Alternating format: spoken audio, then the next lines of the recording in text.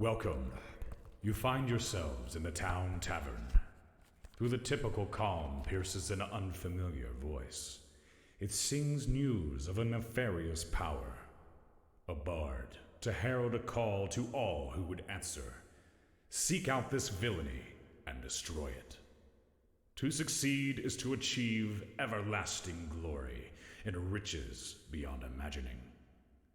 To fail is to lose everything.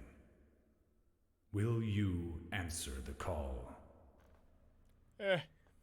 Fuck it.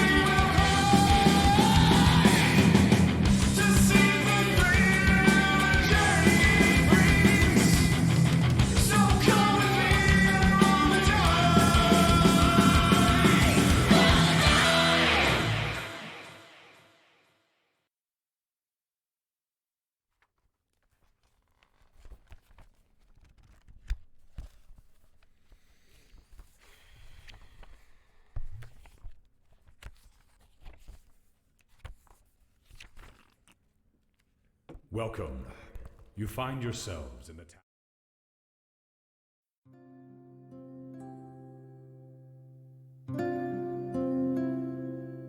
Dearest Mother Superior, today I completed my first day on my journey to restore the realms. You will not believe it. There are other clairvoyants. Yes, multiple, as in more than one. Oh, Mother Superior, it is wonderful. There are 5 of us all together. I shall name them all. First, there is Azara. She is a follower of the astral star and seems just as dedicated to our mission to correct the realms. She is a lovely half-elf who looks about my age and has the most exciting purple hair. She is very serious, though. I think you would like her. Next, I met Stars of Emerald, who has given me permission to call them Emmy. Oh, we are already using nicknames. They are a very fluffy tortoiseshell Felper with a sweet and soft personality to match. I got the chance to see her in battle, and they are surprisingly fast and strong. Even more exciting, she knits using our yarn. A dragon-touched man named Shaw was accompanying Emmy. He is so amazingly strong. He challenged 12 alcohols all on his own and survived without a scratch. I believe he is the oldest of the group, but I do not think he knows his exact age. He seems to have forgotten many things. Lastly, I met Soren Silverthorn. He is a half-elf and seems to be very kind, but I cannot tell when he is joking and when he is telling the truth. He is very well read and always has a book on him. I have a feeling he would love our library. I shall have to invite him sometime. We traveled together to a town called Badger Creek in search of something called a chaos storm so we could obtain a chaos heart, which is apparently a gem of some kind. Some bandits gave us trouble on the ferry ride over, but our team of clairvoyants saved the day. I was not surprised, of course. We are already a fantastic team. We had the assistance of another set of warriors as well, who defended against the attack from below decks, a pair of silver blade nomads. The Felper Sapphire of the Moon and her human brother Oriander Argentwind explained that they are on a ritual quest to collect items needed as part of Sapphire's betrothal ceremony. Anyway, I am sorry for rambling. I know you prefer me to get to the point. I have stopped at an inn with my companions to recover and search for clues about the Chaos Hearts. A closed-off cathedral to Archon seems the best lead, but the Iron Order has already been contracted to handle the reports of restless spirits within, and they will not permit us entry. However, we may have some leads on how to gain special access, whether that be through diplomacy or stealth. I shall give you more details on the morrow. Yours eternally, Constance.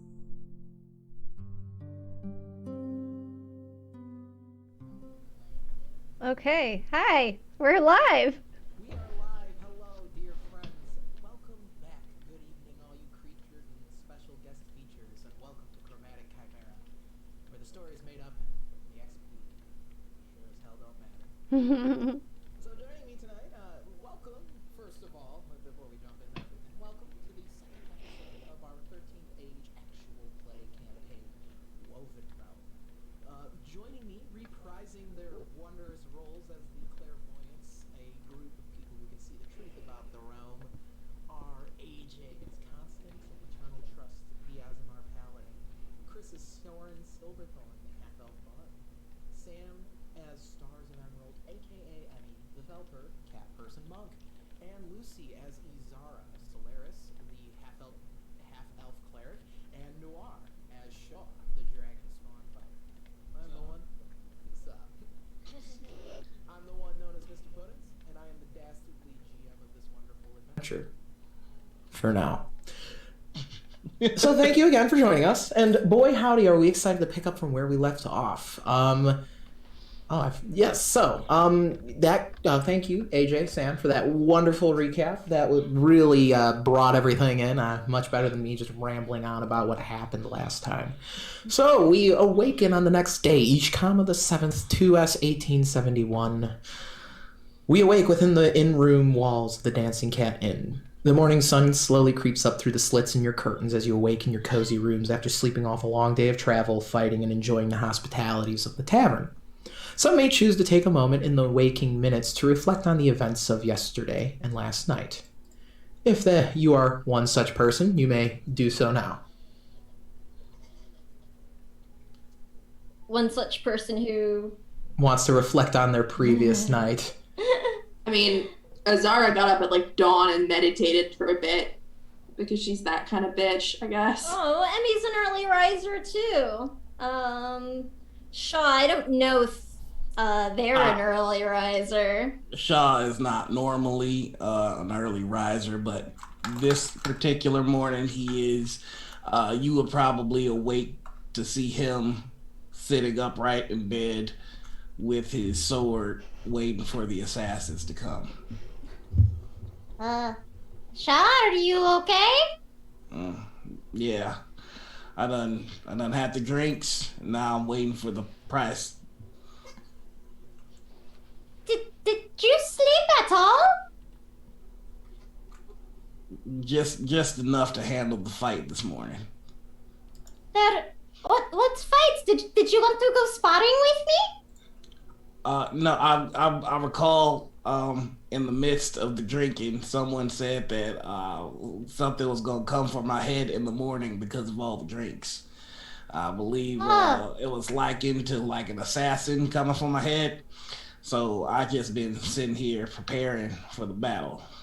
I don't think they meant that literally. Does your head like actually hurt right now? Yes, it does. Do you feel like super thirsty? Yes. Maybe a little nauseous? Quiet. Oh, yeah. Okay, we call that a hangover and they suck. I think that is really what I think it was Soren who was saying that meant. I'm sure he did not mean to confuse you or anything like that. Here, this will help a little bit. And I'll hand over some medication for Shaw. Be like, this will help with the nausea. But if you're looking for the headache to feel better, really, time and water is going to be the best thing for that. Why don't we go and get some? So Maybe some coffee?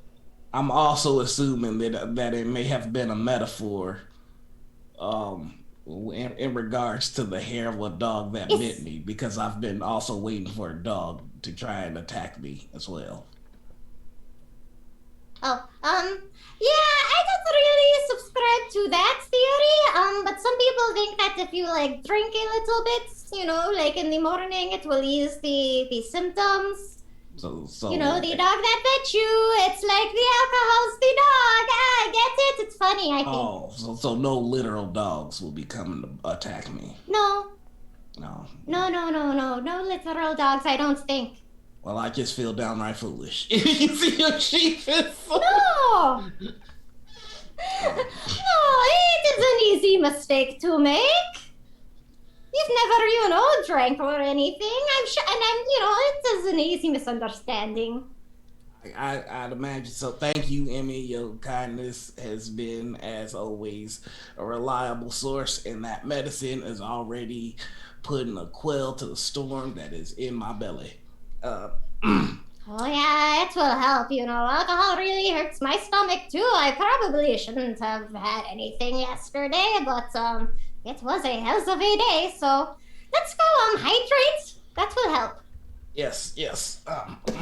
Or we might die, as they say. Oh, I mean, it kind of feels like that right now. Don't Especially- worry, I won't tell anybody. Alright, good, because that fancy fella with the rings, I feel as though he would laugh at me. Just fall. Oh.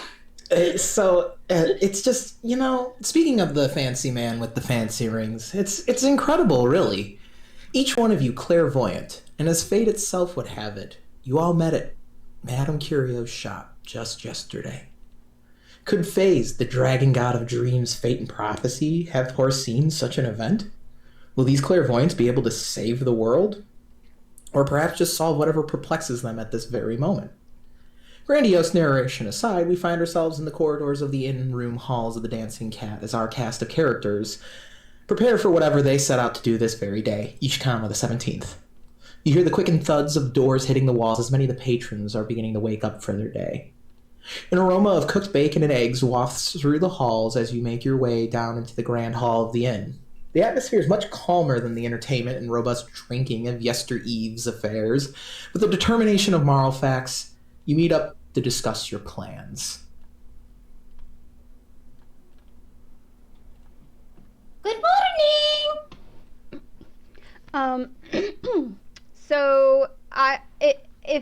So Azara and Constance were bunking together. So Constance probably woke up when Azara woke up, and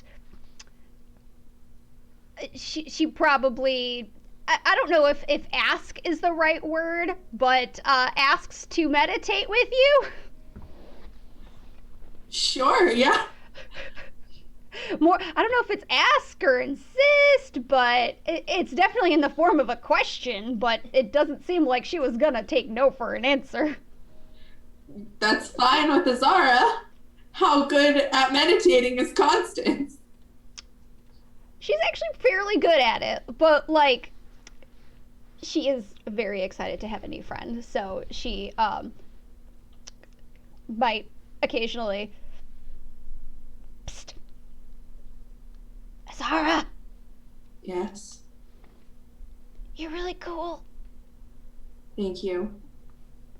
I am very pleased to have met you. I am pleased to have met you as well, Constance. Oh, but it is somewhat too early for conversation. Oh, yes, right. We should continue in silence. I will be silent now. Silence is starting now. I'm quiet.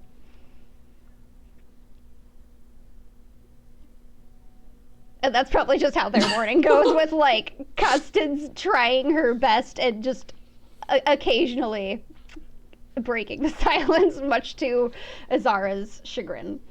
And, Soren, where do we find you in the morning? Soren's probably the last to wake up, and just comes downstairs super groggy, barely awake. He's got, like, his slippers on, his little slippies, and a nice robe on, and he's just kind of, like, coming down the stairs, like, barely awake. And he's just gonna sit down without saying anything and just, like, close his eyes and lean back in the chair as the clairvoyants make a plan for the day.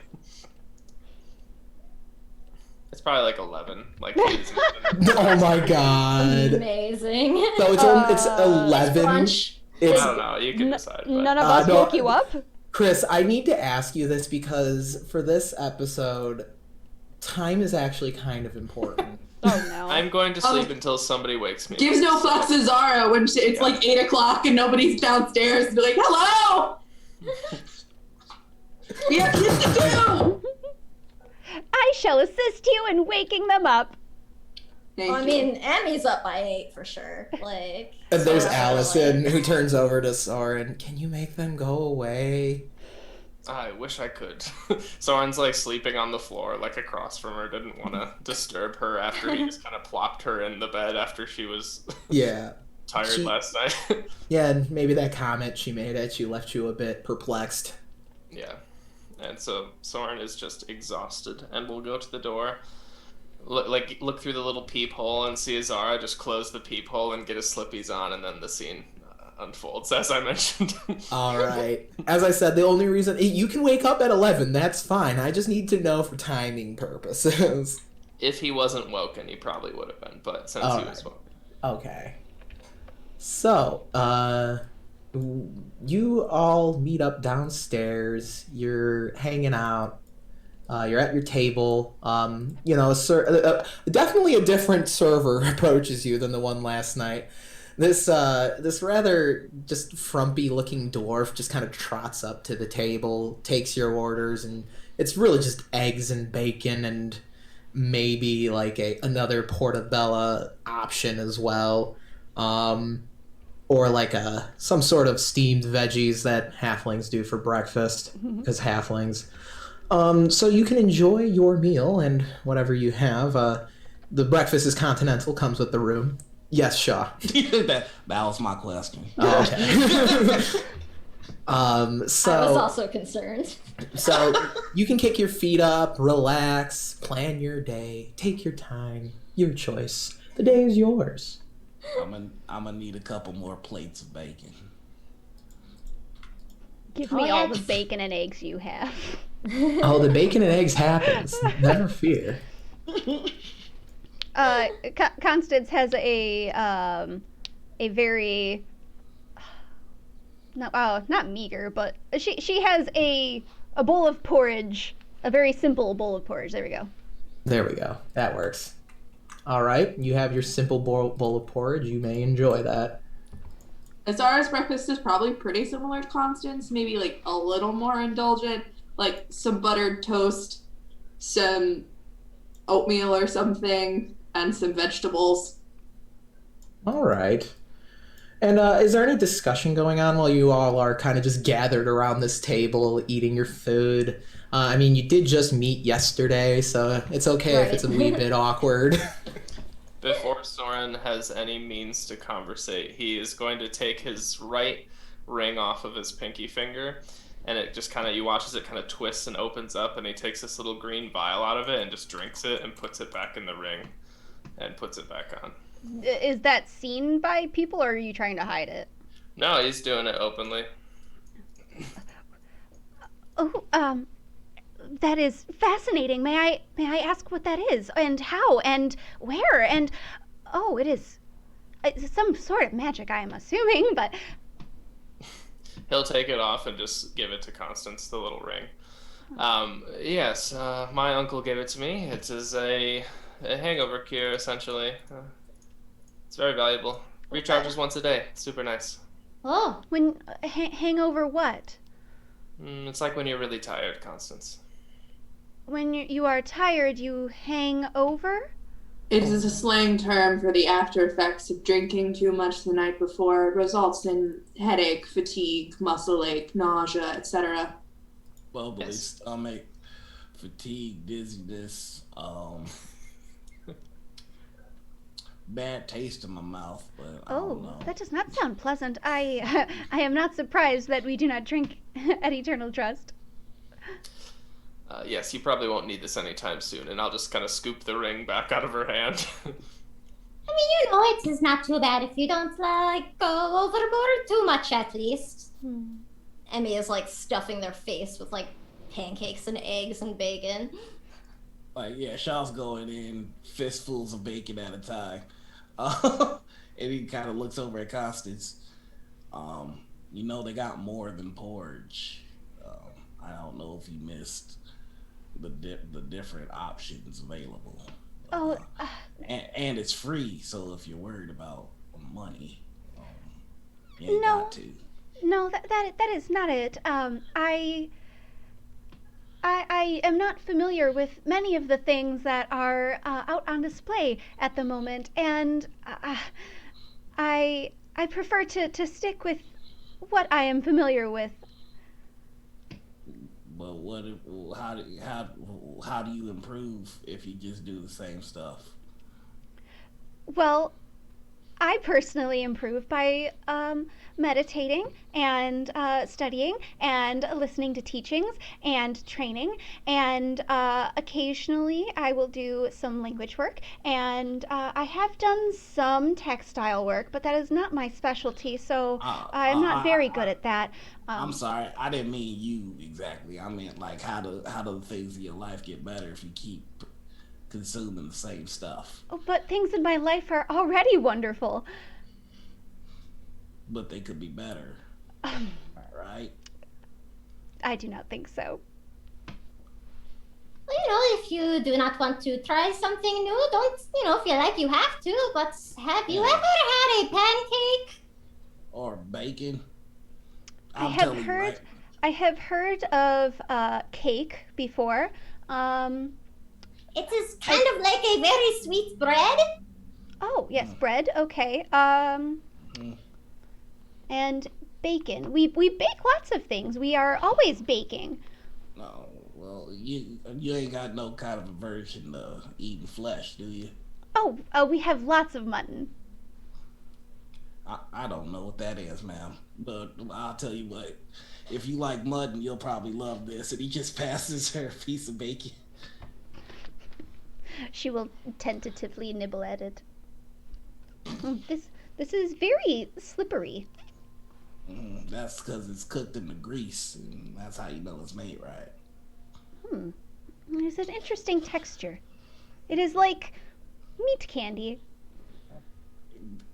Oh, if you like candy, feel free to try some. And Emmy will sort of slide their plate over, which has pancakes that are like drowned in syrup. There's like a ton on it.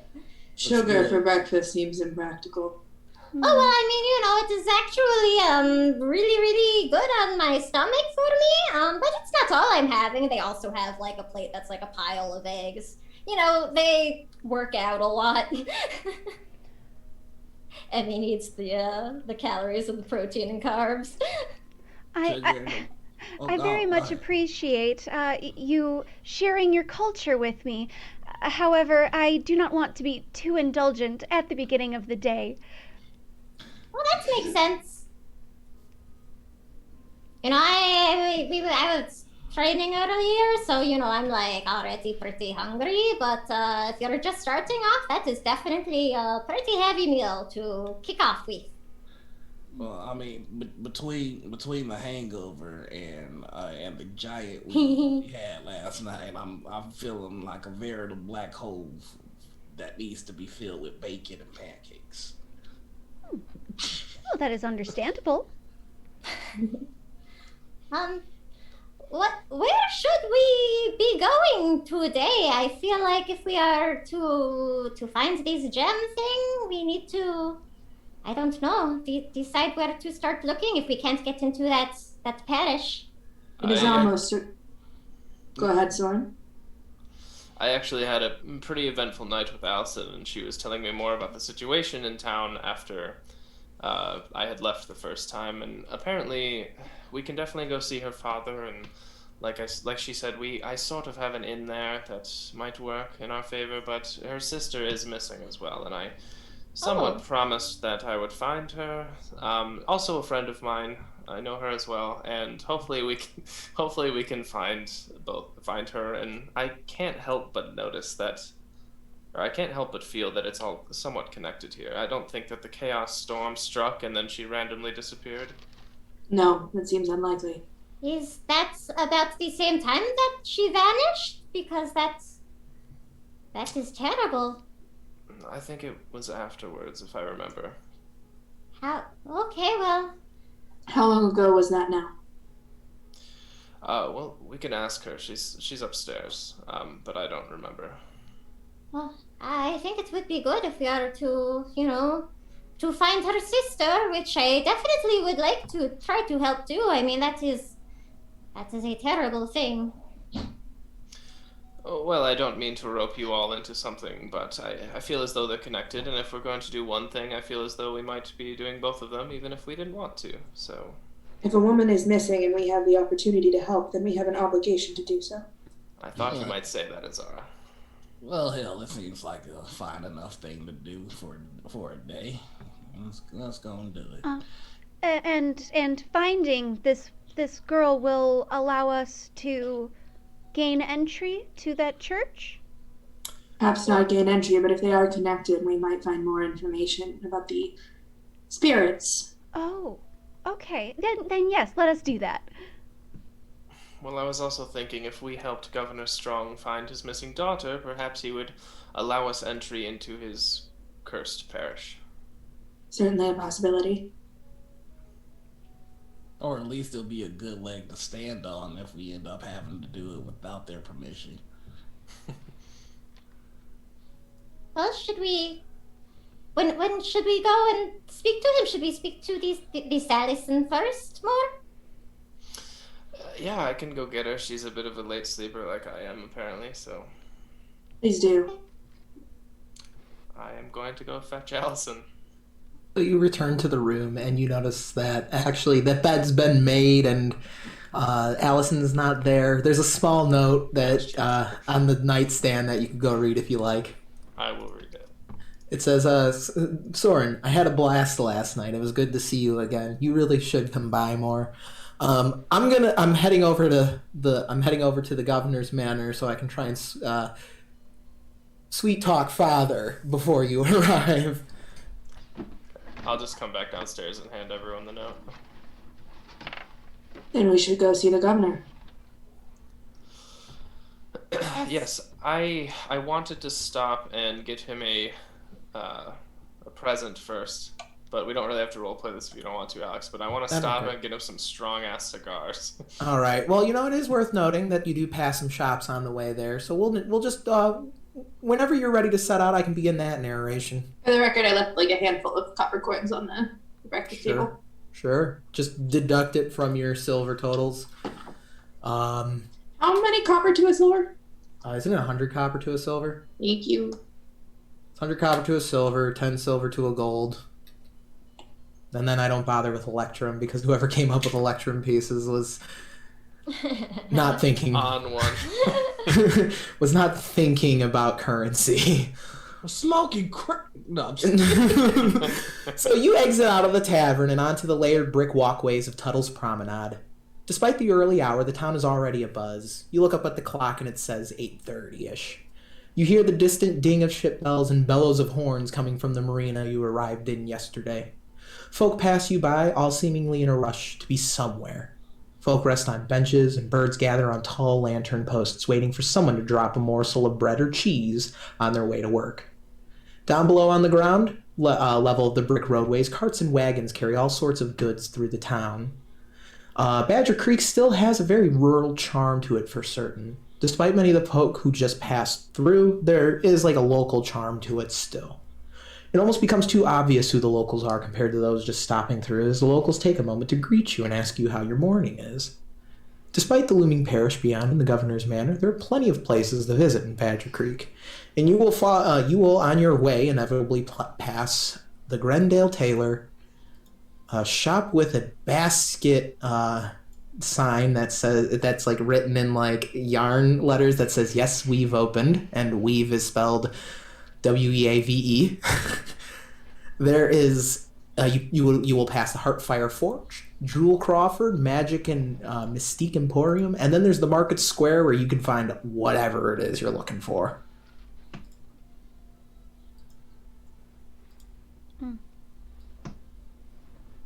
Are we doing shopping? Just a quick trip. That'd be pretty impressive for me considering I ain't got a lick of silver. Oh. Shaw, there's other ways to go about things. You could just take it. That is both illegal and immoral. Yes, it is unwise to take things unless absolutely necessary. I mean, well, hell, I've been taking plenty of stuff in my time. I mean, I got these here gauntlets from a couple of bandits that were doing no good, so I cut their arm off and they left it behind. I'm like, well, this thing, look at this, it fits. And so, Well, that seems like a very suitable punishment. It's not quite the same. I don't Slightly different than stealing from innocent civilians. Oh, I'm not gonna take nothing from the innocent. Ain't no fun in that. Alright, fine. So, Soren, you can stop. You can some fancy cigars will probably run you 5 silver pieces to get like a fancy cigar. That's fine. Yeah, you just buy it from some greasy looking gnome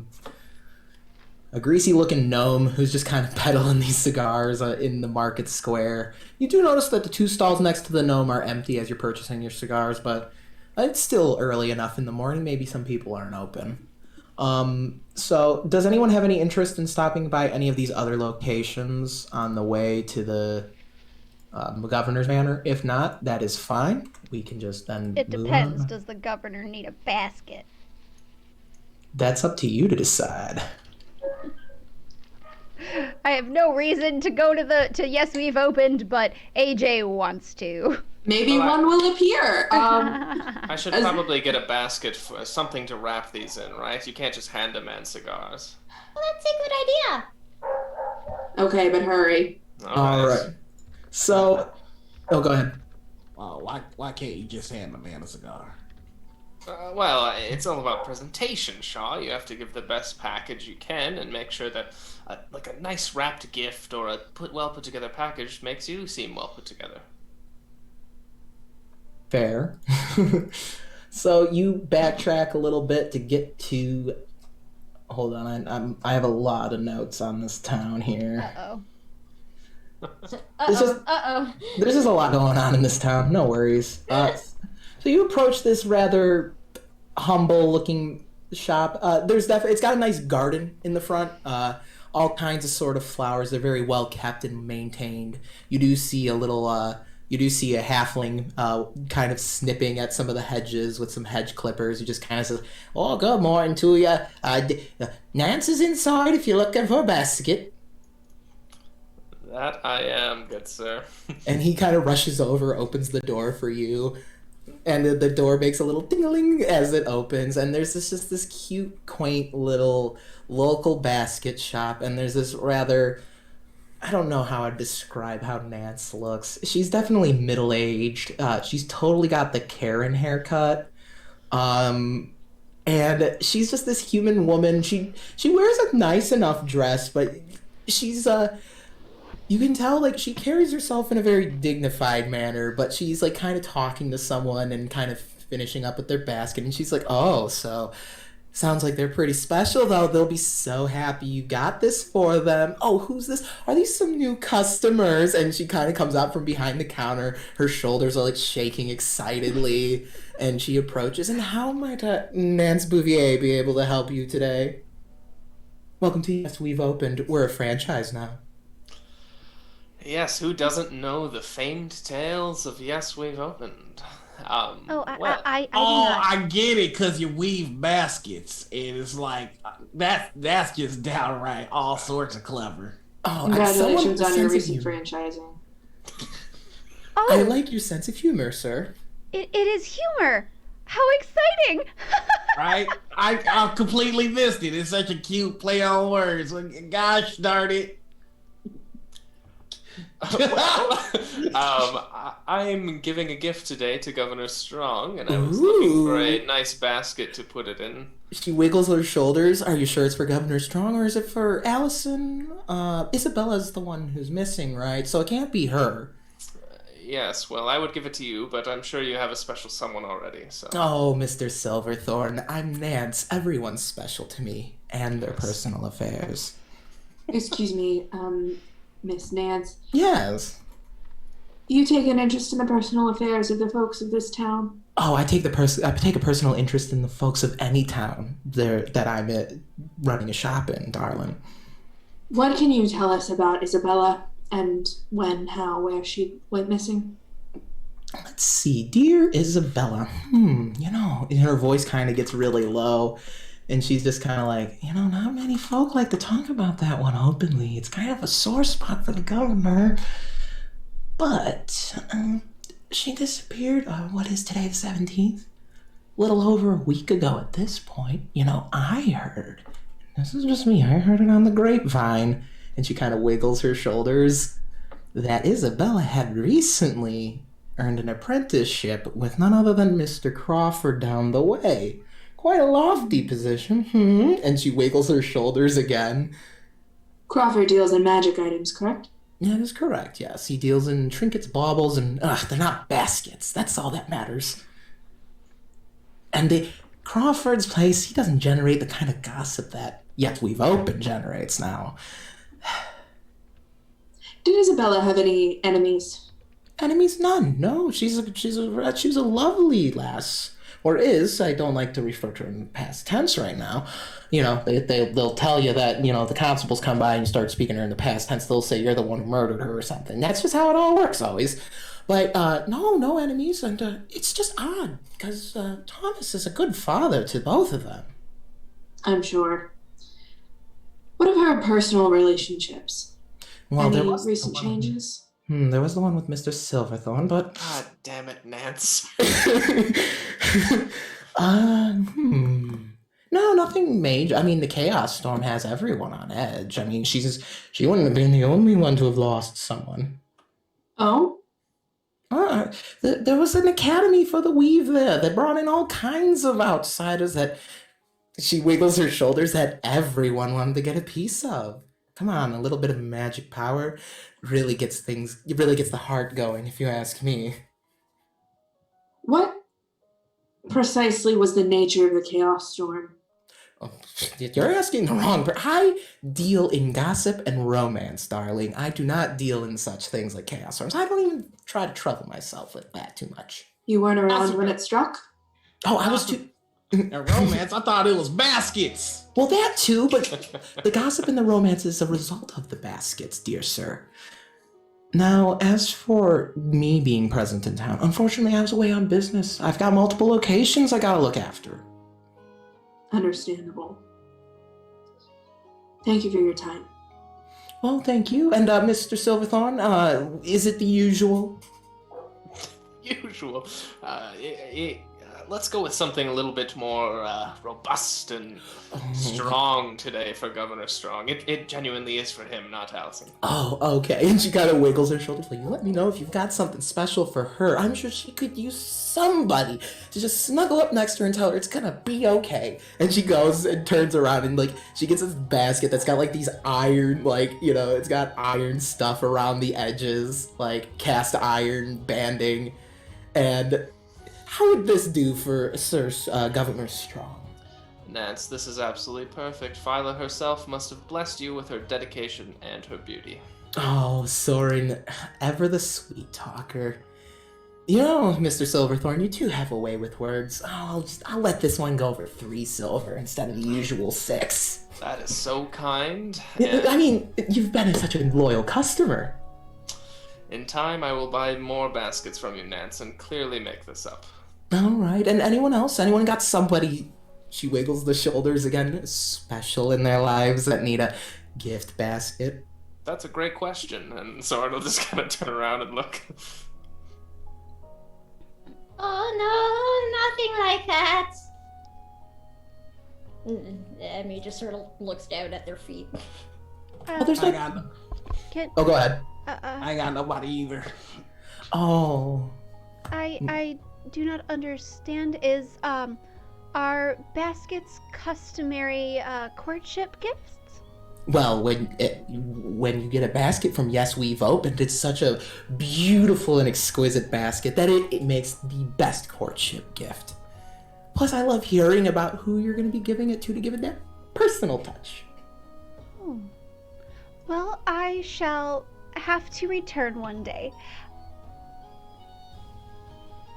Okay, no worries. And I know an Eternal Trust girl when I see one. I'm surprised you haven't stopped by the tailor yet. If you haven't, you should. I heard Grendale was asking around about you Eternal Trust folk. Oh, I am not here on textile business. Oh, must be sorely mistaken. Then they'll just have to keep waiting for that shipment, I suppose. There is a shipment that is late? I have I not don't heard know. of this. You're gonna have to talk to them. I just hear things here and there. I don't hear everything. And she just kind of gets behind the counter again and starts, like, you know, getting some baskets together. Now, I do have other customers, if you do not mind. We are quite busy today. Oh, you there in the back? Yes. Who? No, Mr. Cecil. And as she's kind of like walking by you, Mr. Bradley. Finally over that last. All right, let me help you out. And she begins helping this rather, plain-looking farm boy out. He's got the muscles and the chiseled jawline, and they're discussing baskets and things.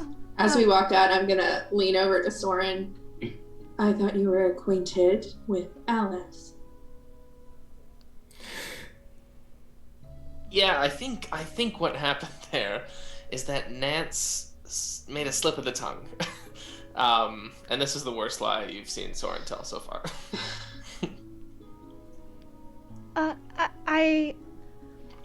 Pardon, but may we please stop by the tailor shop. If there is a delay in the textile shipment, they must know immediately. Constance, there is a girl who has been missing for more than a week. Can the tailor shop wait? But we are right here. All right, make it quick. I want to run to the tailor shop. All right, so you're going to have to backtrack a little bit from Nance's back onto the promenade and into this small little, it's like, it kind of rests on the corner of the promenade too, so it kind of overlooks a little bit of everything. It overlooks the river, it overlooks the market, and it's kind of connected to a larger building where other businesses and whatnot are held. And you walk in and it looks like a tailor shop, it's got like clothing and fine clothing hanging from the walls. And, in the back you can see where the tailors would be doing their work, and there's like fitting rooms and whatnot. And this exquisite looking half elf, they wear this fine looking jacket, and it's got like the penguin tails going down the back.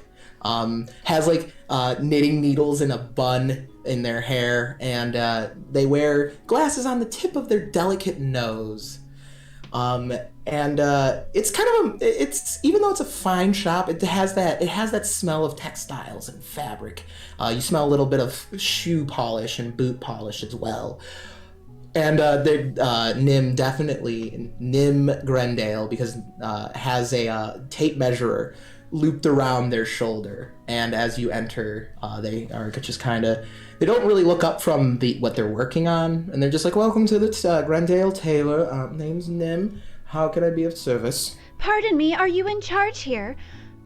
And Grendale looks up and, "Oh yes, I am.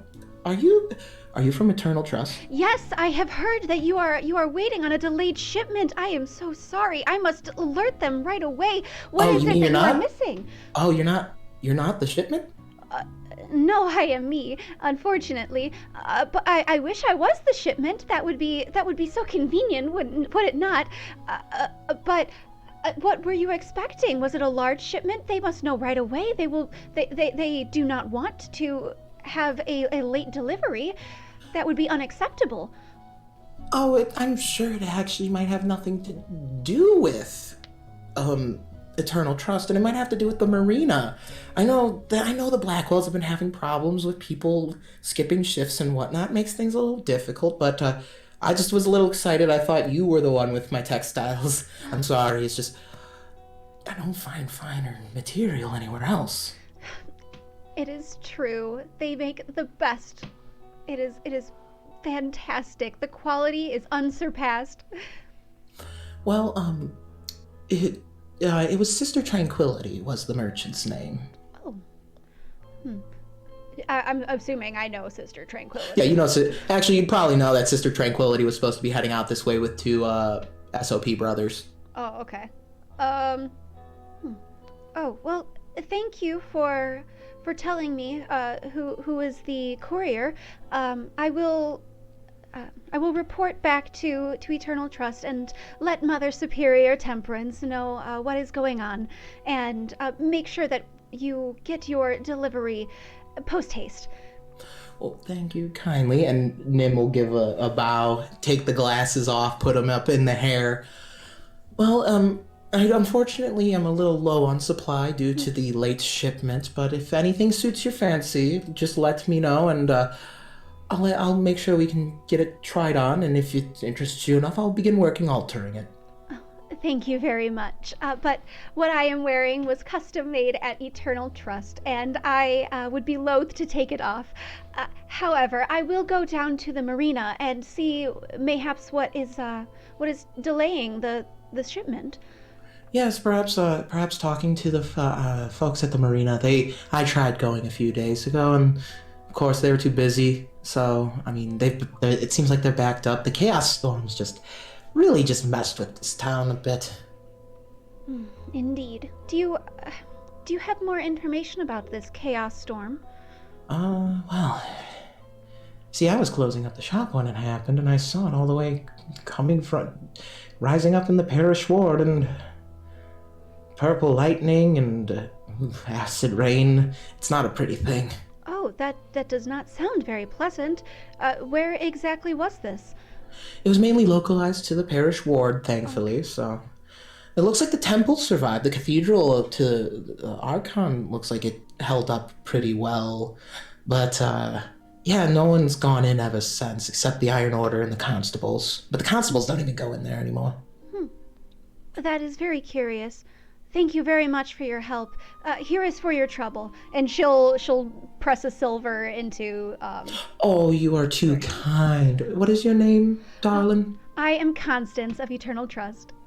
I will be sure to let, if I do see anyone else from Eternal Trust, I'll be sure to let them know that you stopped in. Oh, they know where I am, but thank you very much. Then, the tailor will give you, a raise an eyebrow and just be like, oh, I'm not gonna question. Eternal Trust makes good material. And I'm assuming no one else joined me, so I'll run back out after that. Sure. Alrighty. Alright, so friends, it's been, ever since you've woken, it's been about a little over an hour at this point. So it's about 9:15, 9:15 at this point. You have the large clock tower in town to keep track of this. And that's when you can begin, that's when Constance kind of exits the tailor's shop, and the rest of you are just kind of loitering, waiting for Constance outside the tailor shop. You see a few folks stop in, kind of trail behind Constance, and Constance comes walking out in their bouncy, bubbly self. We must go to the marina. What is going on? Did you find out? There are problems at the marina, I think because of the chaos storm, and this perchance may lead us to this missing woman, as well as solve the problem of why the shipment is delayed. But weren't we supposed to be meeting the governor? Are we doing that now? Yes. Then I suppose we can go after. What's at the marina? Is there a fight there? Are we gonna get into a scrap? I do not know. I did not ask. Oh. Okay. Well, heck, after we go to the governor, find this missing girl, we'll head to the marina. Why not? Bacon. You see that he has he pocketed a bunch of bacon. There's pocket lint on it, and Constance. I am okay, thank you. Alright. But No, yes. you could have asked for a to-go bag. I didn't want to be a bother. That's why I got pockets to keep things. That is why you in have there. pockets. I mean, Not for bacon. I mean, pockets are for putting things you want in there, and I want bacon. I figure, that's how it works. Typically not unpackaged food. You'll get grease stains. It'll go with the blood stain. You know what? Never mind. Not important.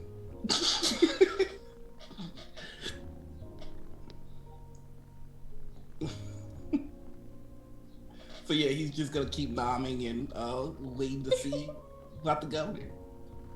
All right. Looks like Chris will be right back. Lost Chris. Yeah, we lost him. So we can we'll go to a quick break, and we will be right back. Right back. Everyone.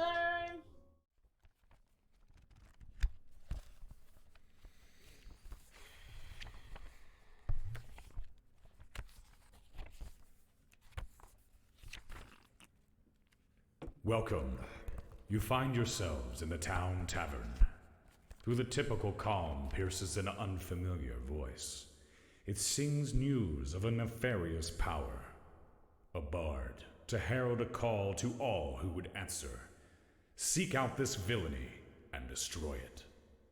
To succeed is to achieve everlasting glory and riches beyond imagining. To fail is to lose everything. Will you answer the call? Fuck it.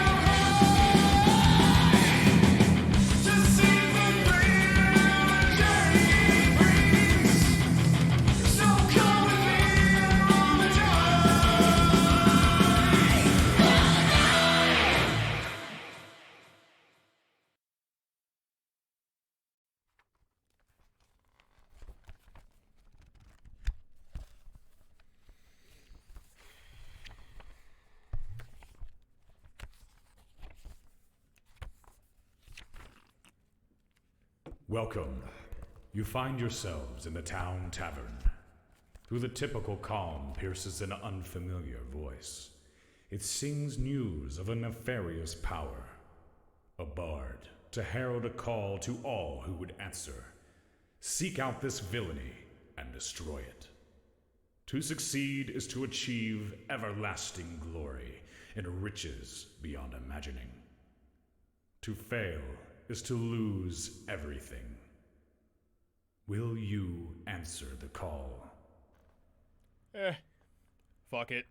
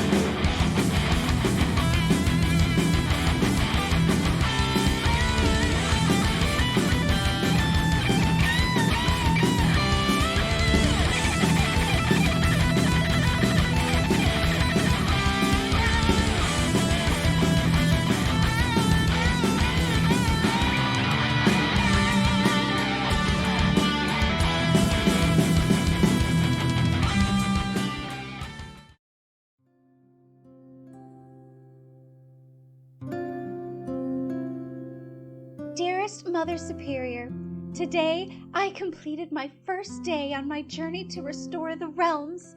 You will not believe it. There are other clairvoyants. Yes, multiple, as in more than one. Oh, Mother Superior, it is wonderful. There are 5 of us all together. I shall name them all. First, there is Azara. She is a follower of the astral star and seems just as dedicated to our mission to correct the realms. She is a lovely half-elf who looks about my age and has the most exciting purple hair. She is very serious, though. I think you would like her. Next, I met Stars of Emerald, who has given me permission to call them Emmy. Oh, we are already using nicknames. They are a very fluffy tortoiseshell Felper with a sweet and soft personality to match. I got the chance to see her in battle, and they are surprisingly fast and strong. Even more exciting, she knits using our yarn. A dragon-touched man named Shaw was accompanying Emmy. He is so amazingly strong.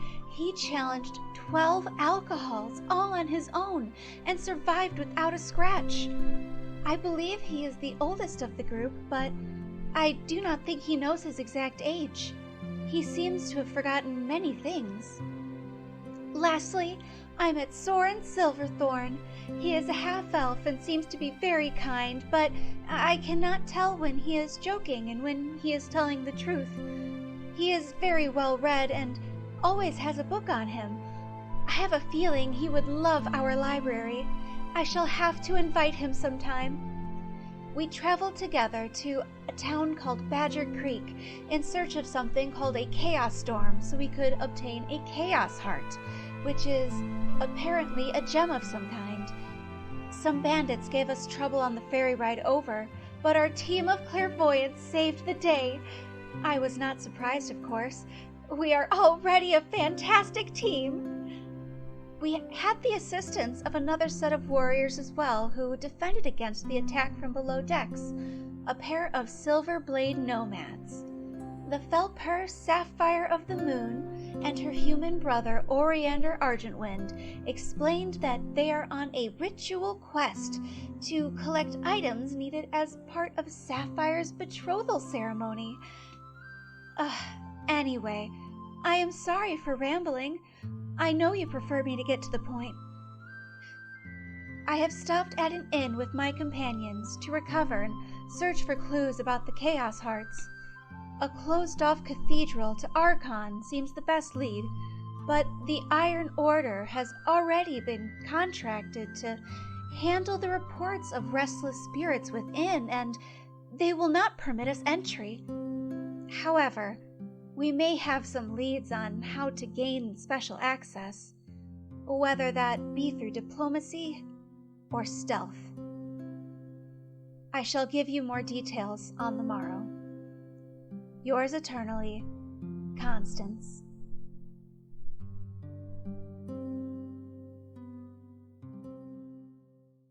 Man. All right, we're back. We are back as I'm doing my fucking...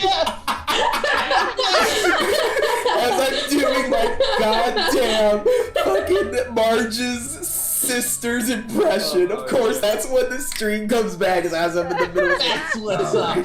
Oh, man. Welcome back, everyone. If you enjoy shitty Matt Groening TV show impressions, you came to the right place. Welcome to Chromatic Chimera, and thank you for those of you who've stuck around so far. These characters are interesting, to say the least. Alrighty. And now we are gonna, the party was making their way downtown, walking fast to the governor's manor. Doodle-a-doodle-doo. So that's where we're gonna pick right back up. The governor's manor sits on the edge of the market square, overlooking the gate to the parish ward, and seemingly situated in a way that gives it a view to almost all of Badger Creek from Tuttle's Promenade to the river islands the town occupies. The manor is less of a manor, and more of what appears to be a repurposed shop and apartment building that has been turned into a governor's manor when Badger Creek fell under Maywood's protection. Regardless, a nicely kept garden lines the manor, and curtained windows present perhaps one of the finer places in Badger Creek. A small fish pond lines the southeastern corner of the manor, kind of like in around one of the corners, and the large wooden doors are ornately carved with 2 large badgers facing each other. The handles are placed in a way that it looks like they are part of the badger's stripes. You step onto the porch that stretches toward the pond. The windows show a reception with a stove-lit lounge for receiving guests. 2 well-armored guards stand flanking both sides of the door, looking at you as you approach the manor. Yeah, Governor's Manor's open for business, so he's a bit busy today, but can we get your names? I'm Sorensen with Silverthorn. I've been here a few times to see Allison. Miss Allison mentioned you'd be stopping by. Yes, fantastic. We were hoping to meet with the governor today, just for a short, shouldn't take long. They kind of open the door. Well, why don't you do a talk to reception, see if he's available. It's a bit busy preparing for Brewer's Day and all. Aren't we all, am I right, chaps? Yeah. They're both they give it like a little chuckle like that. I don't get paid enough to be here chuckle like that. Oh yeah, I hear you, buddy. And then they let you go through. So you enter through one of the doors opened by the guards, revealing and as you're walking through this reception area, there's like some shelves with like some knickknacks and decorations, and you see a wall. There's a this reception area is well decorated, complete with the desk and lounge area that is built around an iron wood burning stove. Photographs of 2 men in various environments line the walls and are quite captivating. Whoever this governor is, he is certainly a well-traveled man. If anyone wants to give me like an intelligence check, if you got a background in like academia or traveling, you can apply that. Yeah, traveling I got.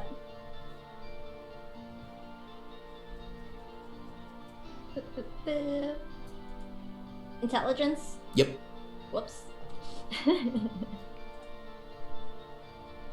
Oh, okay, that's a not natural 20, even. Okay. Anyone else? I don't think it would be appropriate for me to figure it out. Would Wanderer work? Yeah, that works. Yeah, that means you've traveled. I literally have well-traveled as a background. There you go. Perfect. I mean, Azara has read and studied a lot, but that's academia. Not like an actual background.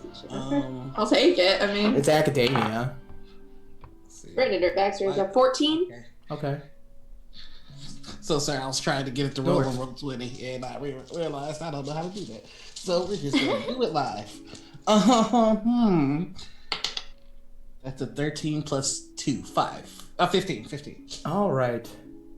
Shaw, you immediately recognize a man with a finely trimmed beard and glasses and rather proper guard posing next to a woman that anyone who knows anyone and knows anything about Maywood would recognize as the Queen of Maywood.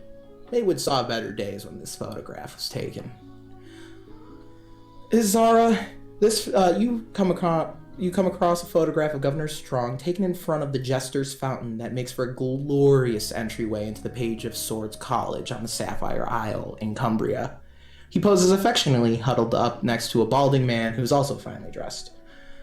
And Emmy, because you are so very well traveled, you get 2 photographs here. Ooh. First, the Gothic architecture of the Imperial Palace in Orianasburg gives the location of where the governor is in this photo away.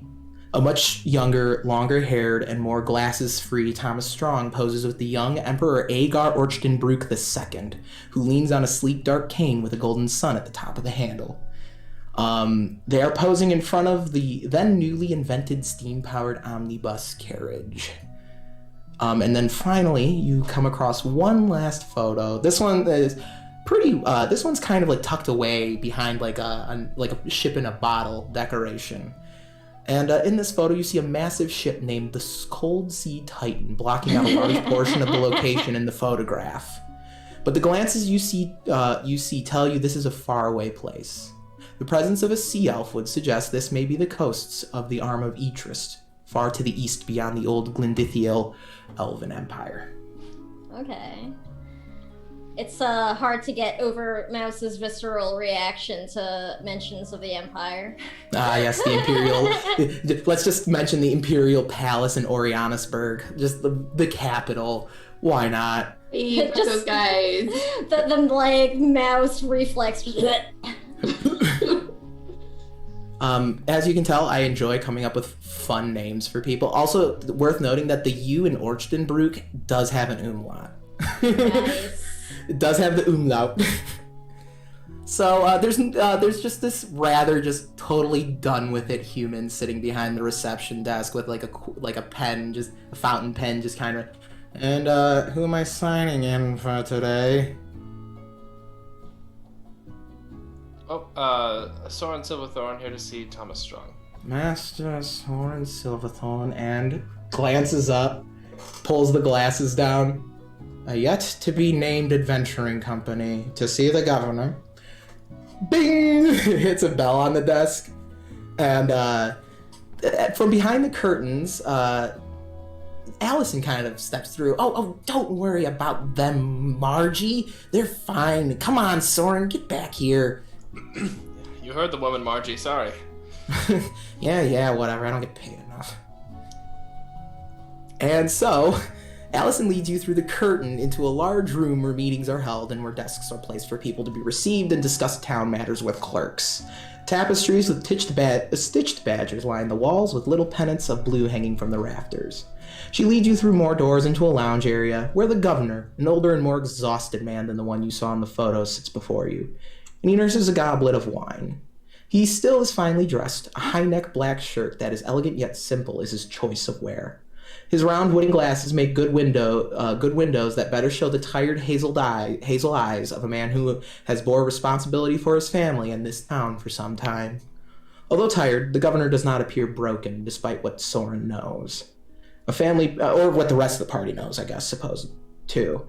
Family portrait with the governor, his husband, and their 2 daughters, a younger Allison and another happy girl that hangs as a centerpiece on the wall of between curtain windows. The candle provides light as clouds gather over the sun. A faint scent of burned wood wafts through the room as a small fire is lit in the fireplace of the lounge. A decanter full of wine and a decanter full of water are set up around a set of goblets at this table. The wine fills the room with a faint scent of sweetened grapes with a hint of orange. The fire crackles and reflects off the governor's glasses. Allison takes a seat in the cozy chair next to him, and the governor beckons you to sit on the couch set, made adorned with a thick hide for a blanket. The governor beckons all of you to take a seat and offers you a drink. Oh, Master Soren, I was beginning to wonder when you'd be gracing our town with your presence again. Well, Governor, you know I'm never gone too long. It's a pleasure to see you as always, and I will get out the basket with the nice cigars and slip it across to the table to him.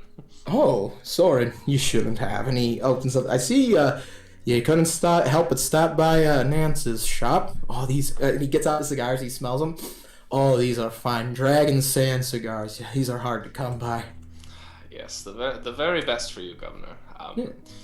He begins lighting one up, and he actually offers one to you as well. Oh, I'll take it. Hell yeah. Oh, before we get into business, why don't you introduce your friends to me? Yes, that's what I was going to say. I'll let them all introduce themselves. They are all accomplished from various places. Then the governor kind of sits back, expectantly puffing a cigar, swirling a goblet of wine. Allison kind of pours glasses for everyone of their preferred choice of alcohol or water. Constance will immediately step forward and sweep a deep curtsy and introduce herself. Hello, it is very nice to meet you. It is my pleasure. I am Constance of Eternal Trust, and I will now let the rest of my compatriots introduce themselves. And as Constance steps back, the brevity, I may have been an ambassador for the Queen, but the brevity is not necessary. Oh, it is just polite. Right. I'm hoping you don't mind my not curtsying in account of this here plate armor. But my name's Shaw. It's a pleasure to make your acquaintance, sir. I will give a more restrained and appropriate curtsy. Sorry about the dog. My name is Azara Solaris of the Order of the Astral Star. An Astral Star faithful. We don't have a temple for you here in town. I must apologize, even though I know it's a very common religion. I've been trying to get one built for some time. All faith returns to the Astral Star in the end. Yes, of course. That's what the Astral Star faithful say. And what about you? Gestures towards Emmy. Oh, hello, yes, I am Status of Emerald, but please just call me Emmy. And Emmy sort of gives like a stiff bow. They actually haven't sat or anything. They've been standing and are just sort of like stretching in place a little bit. Well, it is a pleasure to make all of your acquaintance. Any friend of Soren Silverthorn is a friend of mine. My assistants tried to tell me I'm far too busy preparing for Brewer's Day for this rendezvous, but when Allison told me it was you, Mr. Silverthorn, paying us a visit, he pauses to sip from his goblet. I knew I would have to make time.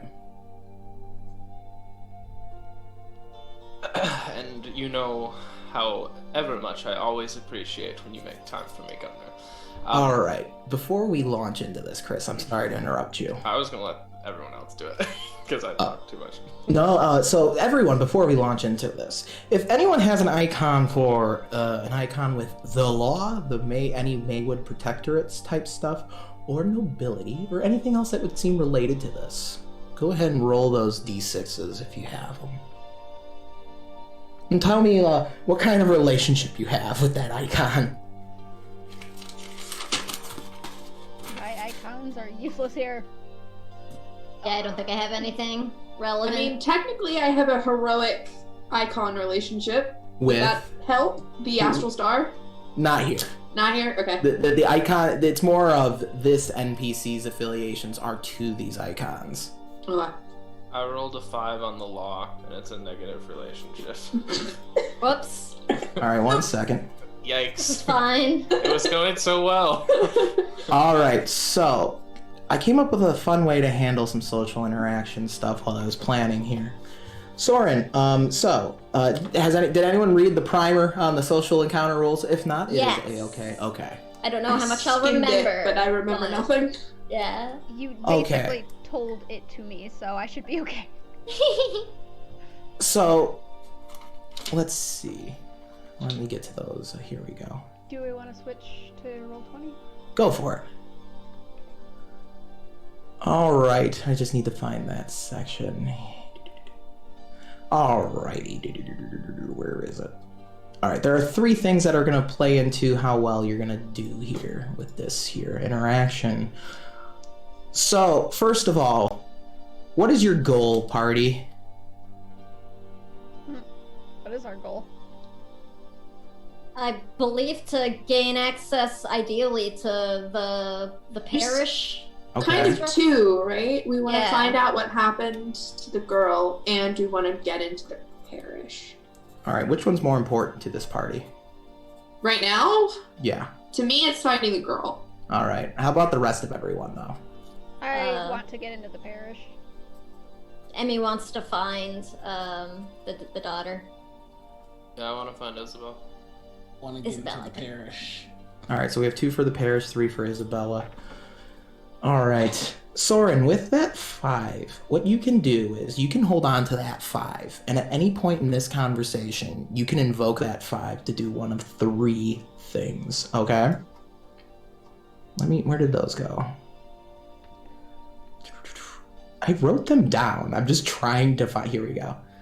At least I thought I had them. One moment. Why are my notes so confusing to me right now? I don't like this. Okay, here we go. So, for every 5 and 6, that player may ask a specific question from an NPC. When you do this, after asking the question, you should announce that you're using an icon roll, which one, your relationship with that icon, and what the number was. Because a 5 means there will be a complication that arises from using that. It's kind of like the icons, how the mechanics work in the 13th Age for the icons, but instead of rolling them to have willy-nilly things happen, it's more in this specific situation that you can use your relationship with the law or what have you to try and get some information out of this, with some costs as well. So for then what else happens is based on how you're approaching this situation, there are 7 social approaches There is bluff, charm, course, diplomacy, gossip, pathos, and reason. I like to think they're pretty self-explanatory. The idea is you don't have to always use charisma necessarily, depending on what you're doing to obtain your goal. For example, using pathos, you might actually use your wisdom because you're using your emotional intelligence. If you're appealing to a sense of reason, you might be using intelligence instead of your charisma. Does that make sense to everyone? Yes. Okay, and then there is a disposition. All NPCs will have them, and that'll just affect the DC overall for the roll. And then Chris, you can use your icon relationship die there, and then it doesn't matter that it's a negative relationship. That just kind of will determine how that will play out. Kind of I'll try and role play it out with you. And then just to note, the reason I'm asking about the goal is that the goal is actually really important, because regardless of if the group succeeds or fails, you could still choose to succeed at your goal, but then take a hit somewhere else in the game. Okay. Interesting. And I have it written somewhere. Here we go. Yeah, so if you fail, okay, so we'll go through this. So basically how it's going to work is I have this thing kind of figured out. Everyone will have a DC that's determined for each and every one of you, determined by disposition, social approach, and your icon stuff. I'll use that more later, but like your icons relationships will also build what I'm calling your character's reputation. So if you have like heroic icons, like you're going to be have a heroic reputation. If you have more villainous icons, or you're more antagonistic towards heroic icons, you'll be seen as a villain more so. Let's see then. Okay, if you already all right, and then success could help you gain more icon points. You could get financial rewards, and get more than just what your goal set out to be. But basically, if you fail, you can choose to succeed at your goal and take another hit somewhere else, either narratively or mechanically, or you can cut your losses and just say, okay, we don't get what we came for. All right? And then basically, if you are in the roll 20, you will notice that there are, so it's 3 passes to succeed, 3 fails to fail. All right? All right, Soren, so you were going to lead the way into this. All right. I was actually going to deflect. All right, feel free to deflect. I was going to say, well, Governor, I could talk your ear off and enjoy your company all evening, but my associates and I actually have a few things that we wanted to ask of you, if that'd be okay. Well, of course. I figured if with everything going on, I assumed Allison told you everything. Yes, and my associates are more well-spoken than I in certain points. Really? So. Exactly, that's how amazing these 4 are. And I'll let them take it away for a bit. Okay, well, how can I be of assistance to all of you?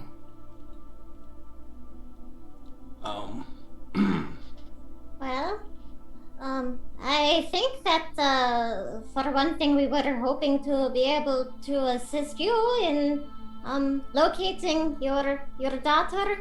We heard that she's been, missing or has not been heard from for some time now.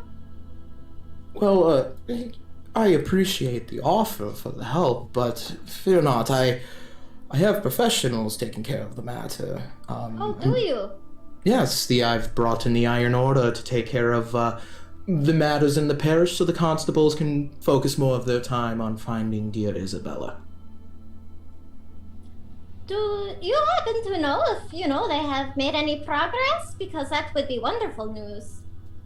The Iron Order or the constable's office? Oh, either. It's, just, it was very concerning when we heard this information, so...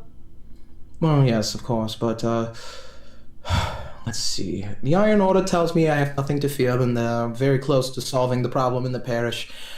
And, well, actually, I should probably check in with Athena and see how the constabulary is doing on their investigation into Isabella's whereabouts.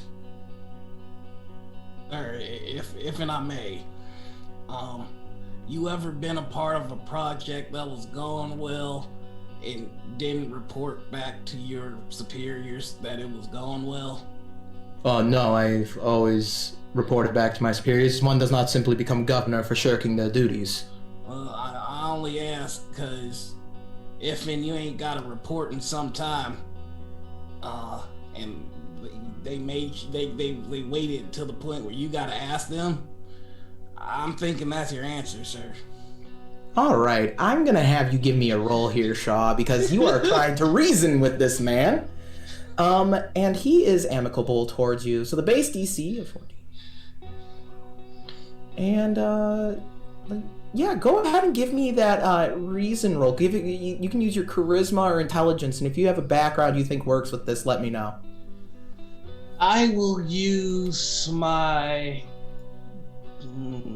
they're both bad. I will use my intelligence. Can I use my muscles and just flex while I say it? No. I'll use my intelligence and I'll say daunting warrior because he hired warriors, and if I'm yeah, go for it. I'll say that you're using your appearance in plate mail as an impressive warrior to kind of give yourself some credibility here. Yeah. I mean, if you told me to go find somebody and I ain't find them, that means I ain't doing my job here. Oh wow, that's nice. 18 plus. Sure. 3. Yeah, that will be a pass. So the governor kind of looks down for a moment, and he just kind of, the brows furrowed, runs a hand across the forehead. You do bring up a good point. I guess I just was too afraid to ask for that report, because you're probably right. They probably don't have much to report.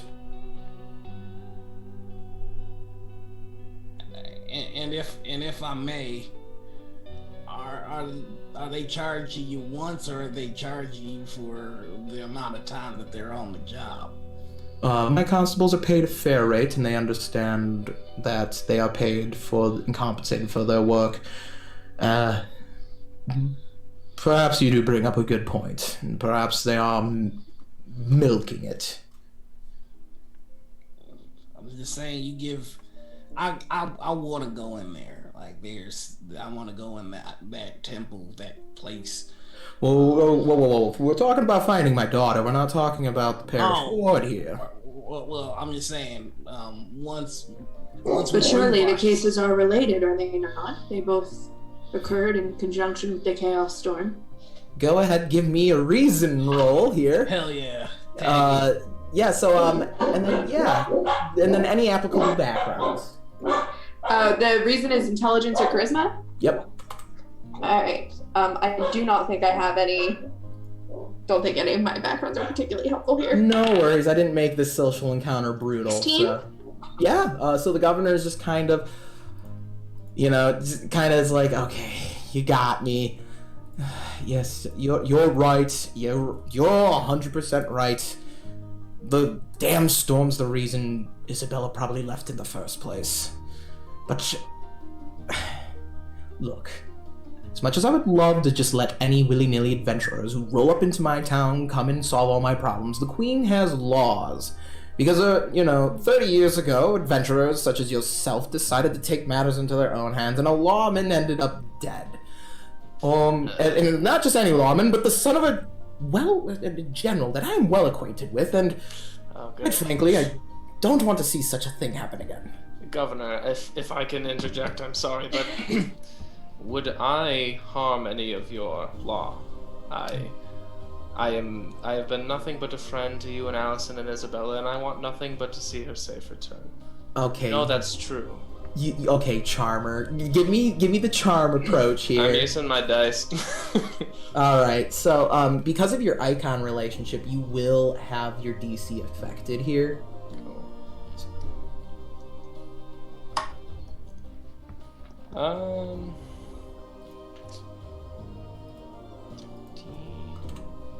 16. That will be your third pass. So the So yeah, the amount of passes and fails they can change encounter to encounter, but I just figured to keep it simple the first go around. So the governor kind of just... All right, Soren, solely because I like you, and solely because you're right, you've treated my daughters quite well, I will honor this here request. And he gets up, and he walks over to... Okay, here we go. Where is it?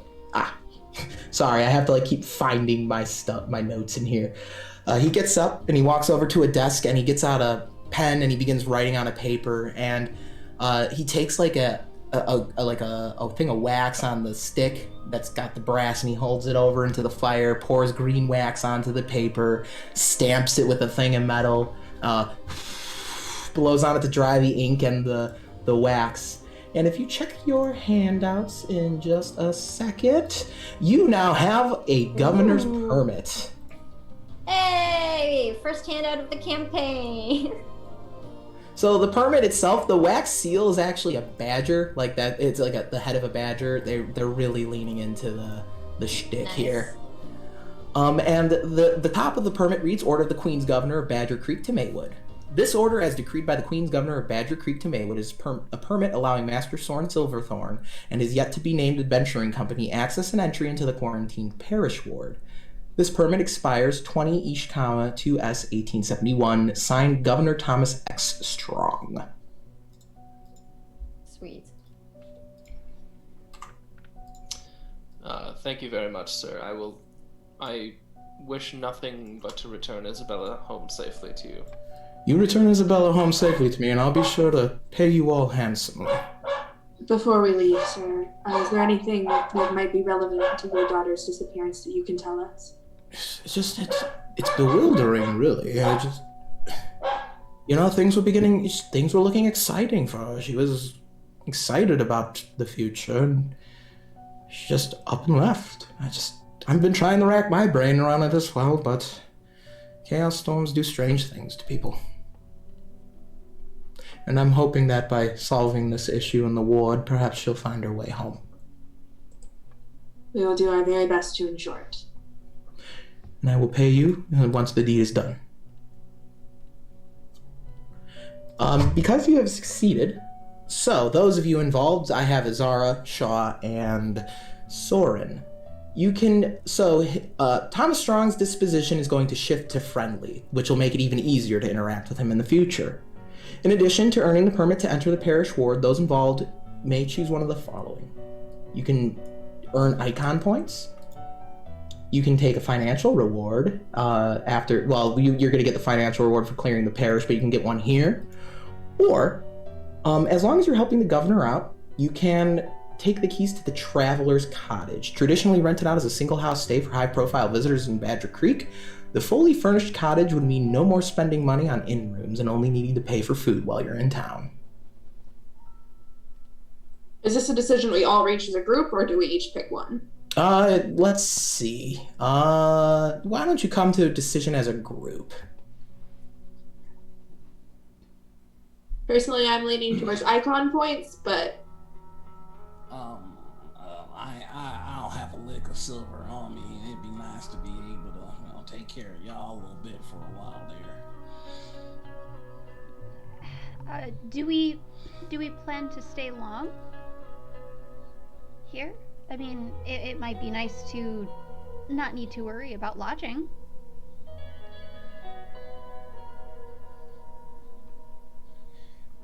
Well, with silver, you can get a place to stay wherever you are.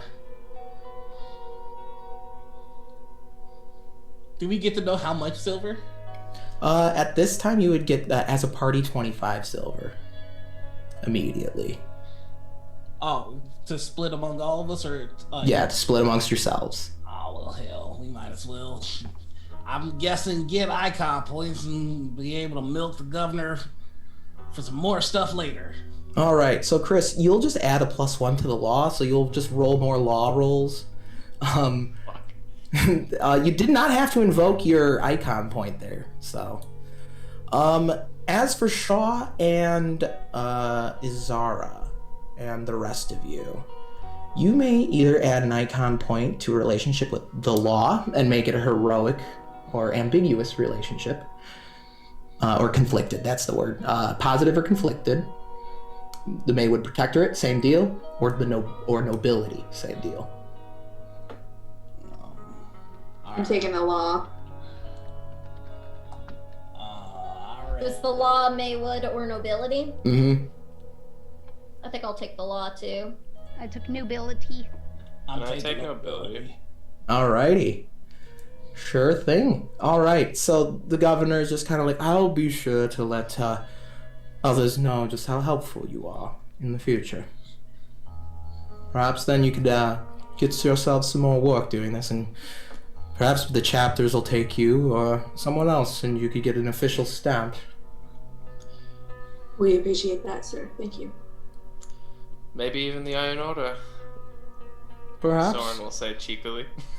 Perhaps that is your prerogative, not mine. Anyway, and he kind of gets up. Soren gives you like a hearty handshake. Always a pleasure to see you. You as well, sir. I would love to just catch up after this is over as well. Of I have a few course. other questions, but I don't want to waste your time today. Oh, yes, of course. I could always make time for you. And your friends here, quite exquisitely they seem cultured individuals. I would have no problem keeping them in my company. All right, it's a pleasure. All right, and he gets up and walks away, and Allison actually remains in the room, and she kind of chuckles to herself, cultured.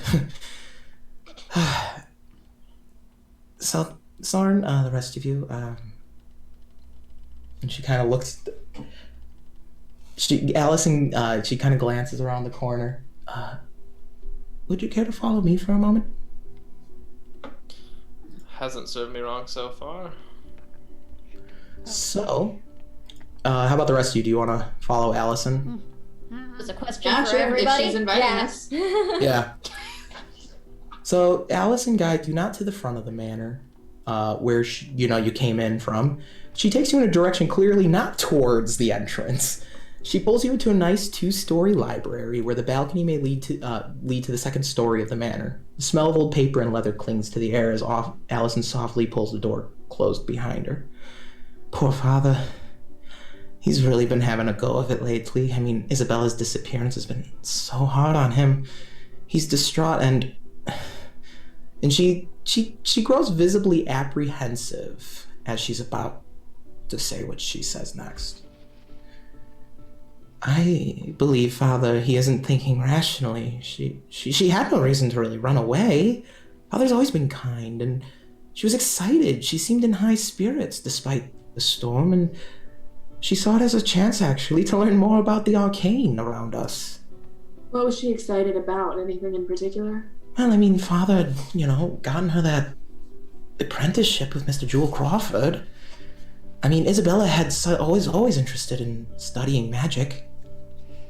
I heard mention of the Order of the Weave around these parts. Did she have any involvement in that?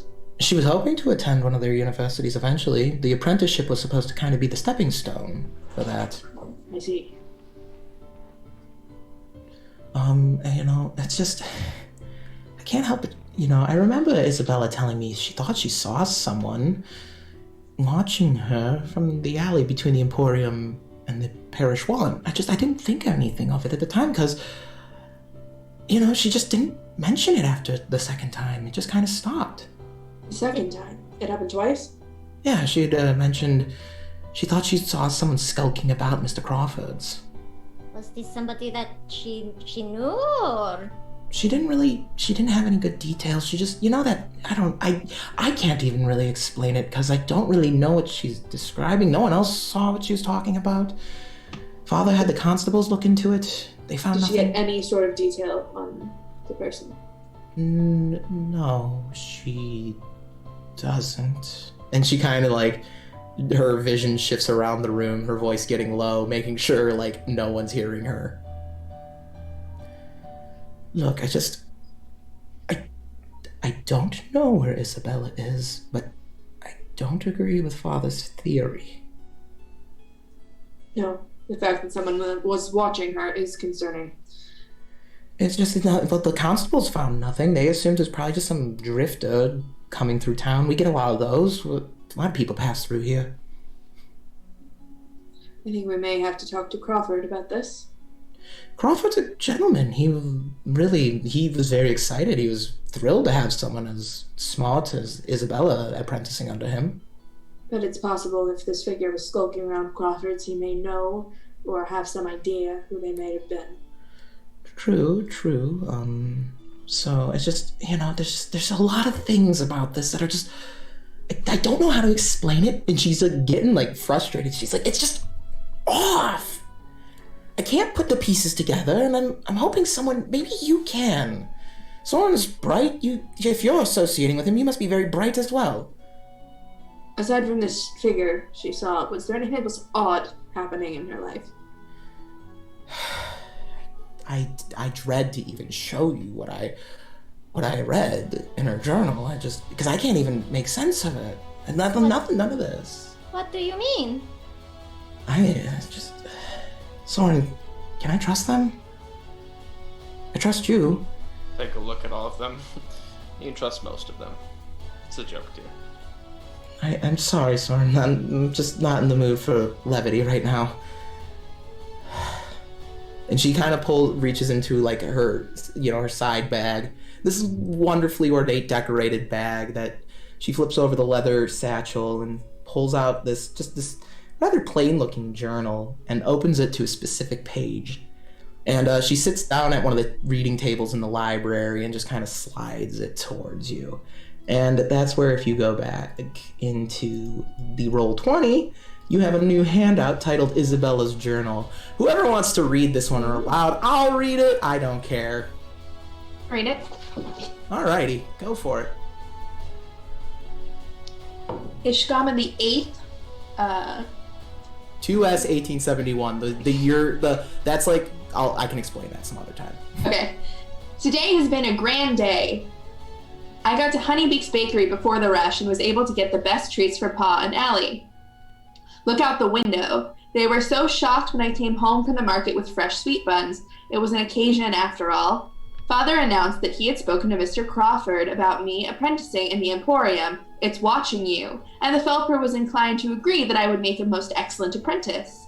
Mr. Crawford sees some of the most fascinating trinkets. I can only wonder what strange artifacts he has encountered in his time.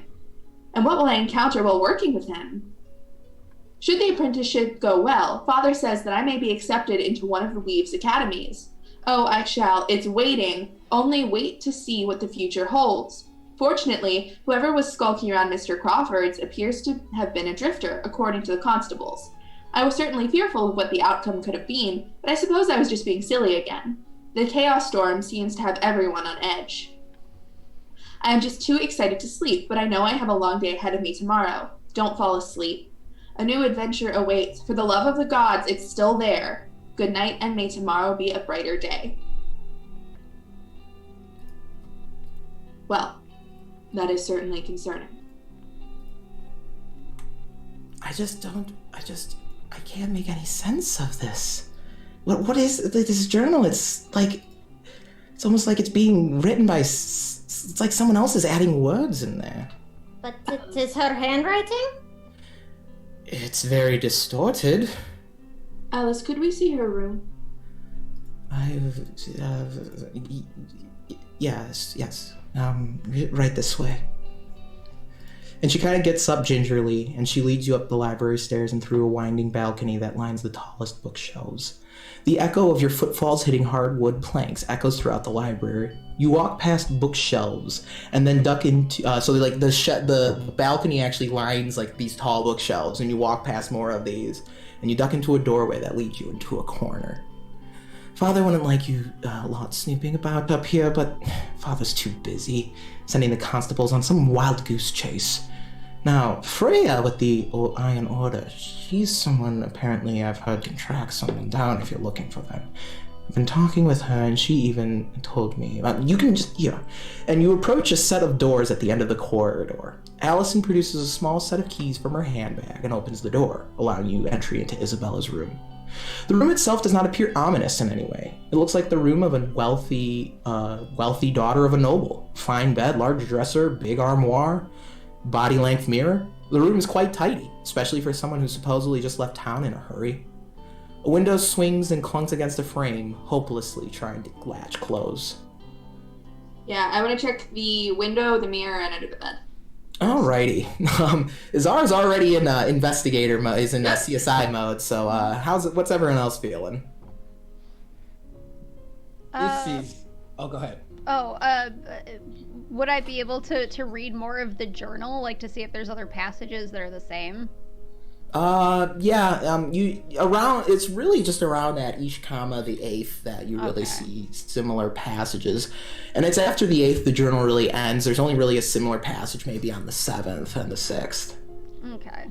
And she disappeared on the 8th or the 9th? No one's really sure. There's no answer. Just around that time? Yeah, around the time frame. Because, no one really knows when people go missing. So you're checking the window. I've got Izara on window duty. I've got Constance flipping through a journal.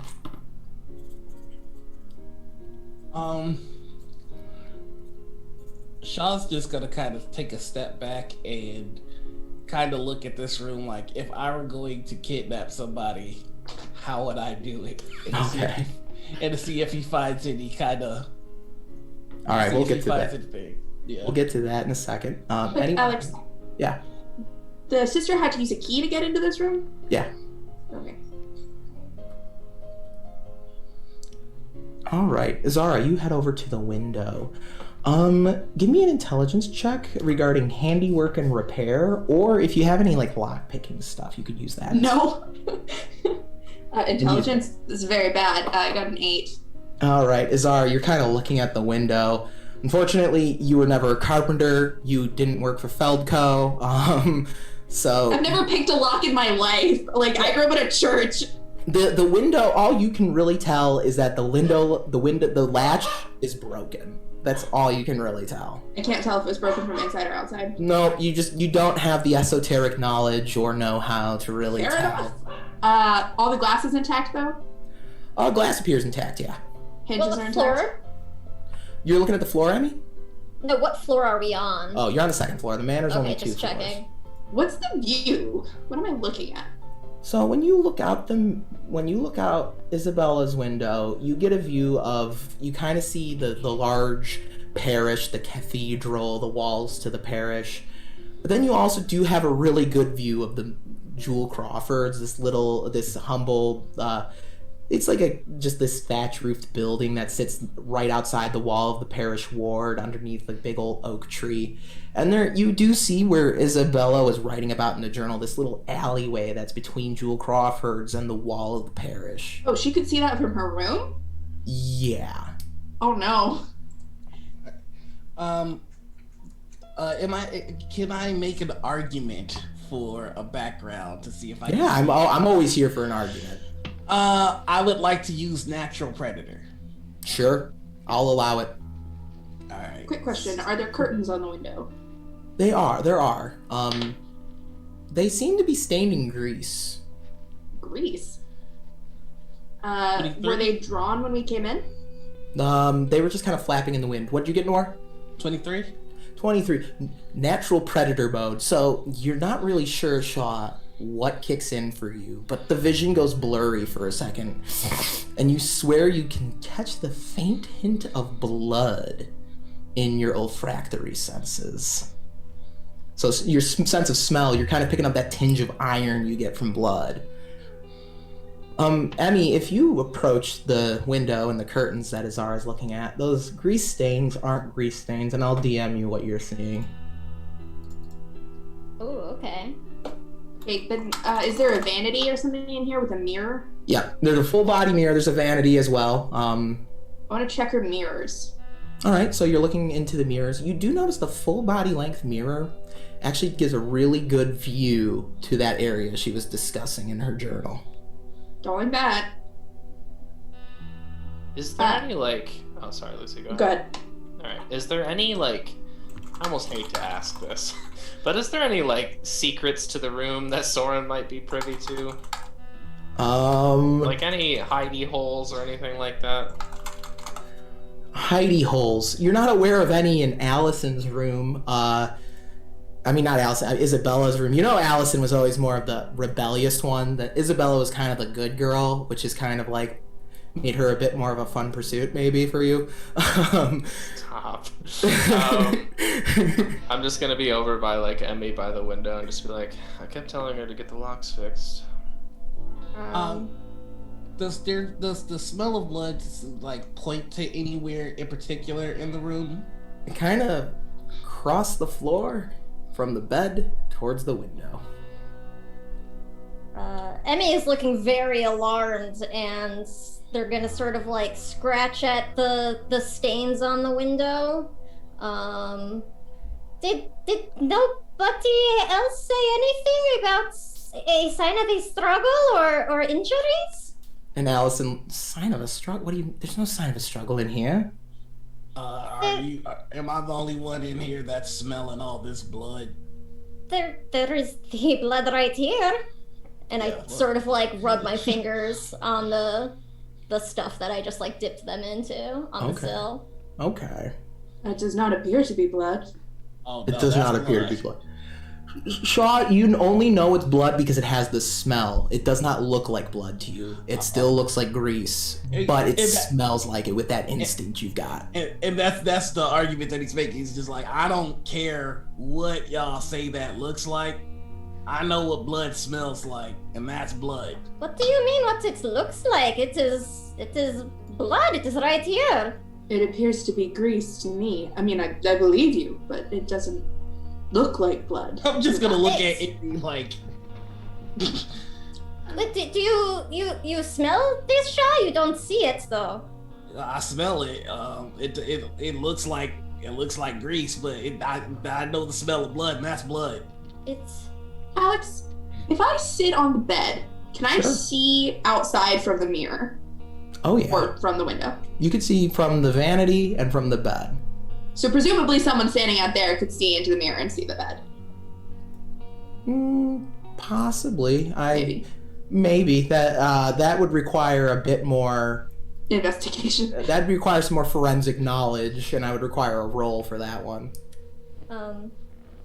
Emmy actually wants to open the window and sort of look like out at the wall, like they're trying to see if they can see like blood stains indicating maybe like something like dragged or crawled up or down the wall is what they're trying to figure out outside to get in. So yeah, there's definitely a trickle, like there's like a smear of blood that goes down the wall directly from the windowsill, and then it kind of stops where you would assume the body probably just fell from that point. Okay. I'll point this out to like Shaw, but I don't want to freak out Allison while she's in here with us. Yeah, and again, for those of you who aren't Emmy, you see grease. Or like just like there's one last thing I'd like to try. Can I use Daunting Warrior to like now that I've got a bead on the blood to see if I can see what kind of a struggle it was? Like, is this a stab? Sure, yeah, go for it. Yeah. Okay. Is the bed made? Yeah, the bed the bed's made, but you're not sure if that was after the fact. Right, could have been staff. That's gonna be a 15. Shaw, it's not. Looking at the way that if you understand the grease stains as blood, this struggle, she was dragged out of this room. There was no stabby. She was injured somehow, started bleeding, and was dragged out of this room. And the grease stains are only on the curtains? On the curtains. Other grease stains? There's other grease stains if you take the time to look around the room. That's just where you first noticed them. You'll notice they aren't on the bed, which might recommend the bed was cleaned. But they go from like the foot of the floor onto the bed. There's some more grease stains towards the window, and they get really heavy around the window. And then outside of the window, Emmy might be able to point out where what they see as blood, there's just like kind of like this dirty water that looks like it just needs to be washed off the side of the building. And is there anything under her bed? Let me check. Let's see. So you poke your head underneath the bed, and you don't... The only thing you really notice under the bed, and you're kind of like, it takes you a second to notice it, is there is actually a dagger that was kind of like in a sheath underneath the bed in a way that it would make like that. It's not on the floor, but it's like kind of like pinned to the bed frame, nailed to the bed frame. Something someone might put somewhere for self-defense. Yeah. I will take it out from under the bed. How long does your sister have this dagger? What? Isabelle carrying weapon? What? So this is new. I've never seen that in my life. I unsheathed it. Is it clean? Clean. She didn't get the chance to use it. And Allison's becoming more and more visibly just upset. She's just like, I think maybe we should not discuss our speculations in front of Lady Allison. Yes, actually, we should probably get going soon. I don't want Father to see you in here. I shouldn't even be in here. Yeah, before we go, I want to give the dagger a quick once-over. Does it have any sort of special markings, carvings? No, it's just a dagger. Normal standard dagger you could buy anywhere. Yeah, just a dagger you could purchase just about anywhere. I will put it back. However, I do have a question before we leave this room. Did your sister, does she have an enjoyment of bacon or other greasy meats? I mean, Isabella enjoyed bacon as much as the next folk. Did she often wipe her hands on things that were not napkins? She was a lady strong who was taught proper manners by fathers who both served the Queen of Maywood. That is an excellent question. Does it look like engine grease or like cooking grease? It's just kind of like when I say grease, I mean kind of like it's vague stains. Vague stains. That's a good. I just didn't know how else to phrase vague stains. Shaw's gonna. No, go ahead. Shaw's gonna kind of nudge Emmy and go. I smelled more of that blood on the ground floor there. You wanna come with me and check it out? Yes, I think that is a good idea. I think perhaps we should take a look at that alleyway too. Alright. Yeah, cause this ain't grease. That's all he can think to say. No, it is not. I'm really glad you know that too, though. Why can you see that as blood and I can't? Don't know. So we're on the second floor, you said, Alex? You are on the second floor at this time. And how hard would it be for a normal, average humanoid to climb this outer area? Is there any kind of trellises, any other balconies, or chipped stone, or is it? From what you can see, climbing this side of the Governor's Manor from this side of the building, if you kind of peer towards the outside wall, one could maybe potentially use various parts of the roof, climb up some of the support beams. This is kind of like I can't think of the material where it's like the old Norwegian houses. What's that material? They're made out of the white material. Plaster? Plaster, there we go. Plaster, stucco, or whatever. Yeah. It's like that and like wood beams that kind of support it. So, there's potentially a way someone could have climbed up here. They would have had to have some skill. Mm-hmm. A relatively skilled humanoid could conceivably do it.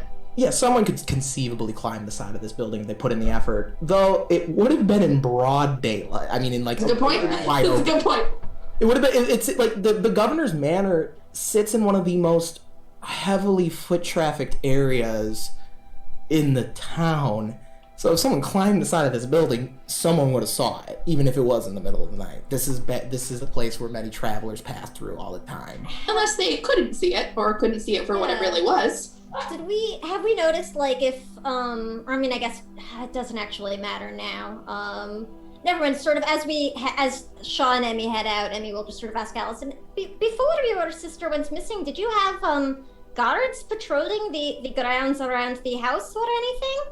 And Emmy, it's a little slow going as you're leaving the manor. And as you're leaving, you hear the bells of the town begin to toll for the time. What time would that be, Alex? Noon. Roll credits. Okay, fine. No, we're going off. Bye. So, anyway, as much as we love to make jokes about roll credits, the bell begins to ring. Boom, boom, boom. You know, it gives out like that, like, you know, the little chime that all bells do, and, you know, they're announcing the time. So for approximately 30 seconds during this, as Emmy, you go to speak to Allison, she stops dead in her tracks, looks just straight forward, and it's like she hit a mental brown note. She doesn't respond to you. It's almost as if you didn't say anything to her. She's just blankly staring ahead as the bells are tolling. I sort of glance over at Shaw and look back to her and I'm like, are you okay? The bells finally finish tolling and she's like, I'm sorry, I must have drifted away there for a second. What was it you said? Oh, I was just asking if you had regular guard patrols. You drifted off. Are you sure you're okay? You looked, I don't know, very never better. Focused? Yeah, I mean, yes, it's a bit stressful with my sister missing and all, but yeah, I'm focused. Oh, okay. Yeah, I mean, it was okay, if you're sure. It was just a little jarring, that is all. What? Oh, well, I mean, you just sort of stopped, you know, mid-walk and... Did I? I sort of look to, like, where we're standing still in the hallway, and I'm like, yes. You full on stopped everything. You just, Yeah, did the rest of us notice that? Yeah, the rest of you did. Yeah, it was very obvious what happened. Okay. Is there anybody else in the hall, or is it just us? Would you like there to be anyone else? Yes. Yeah, did anybody else brown note? Oh, they all did it. Everyone. They all did it, okay. Everyone in the area brown noted. Yeah. I had another question, now I'm blanking on it. Allison, thank you for letting us see Isabella's room. I know that's not easy to do. Yes. I mean, Father doesn't want anyone going in there. He's so distraught, and it's just... That's where the evidence really is. That's where the story, that's where the answers would lie. So I don't... I'm so sorry. It's just... After everything you said, I can only fear for the worst at this point.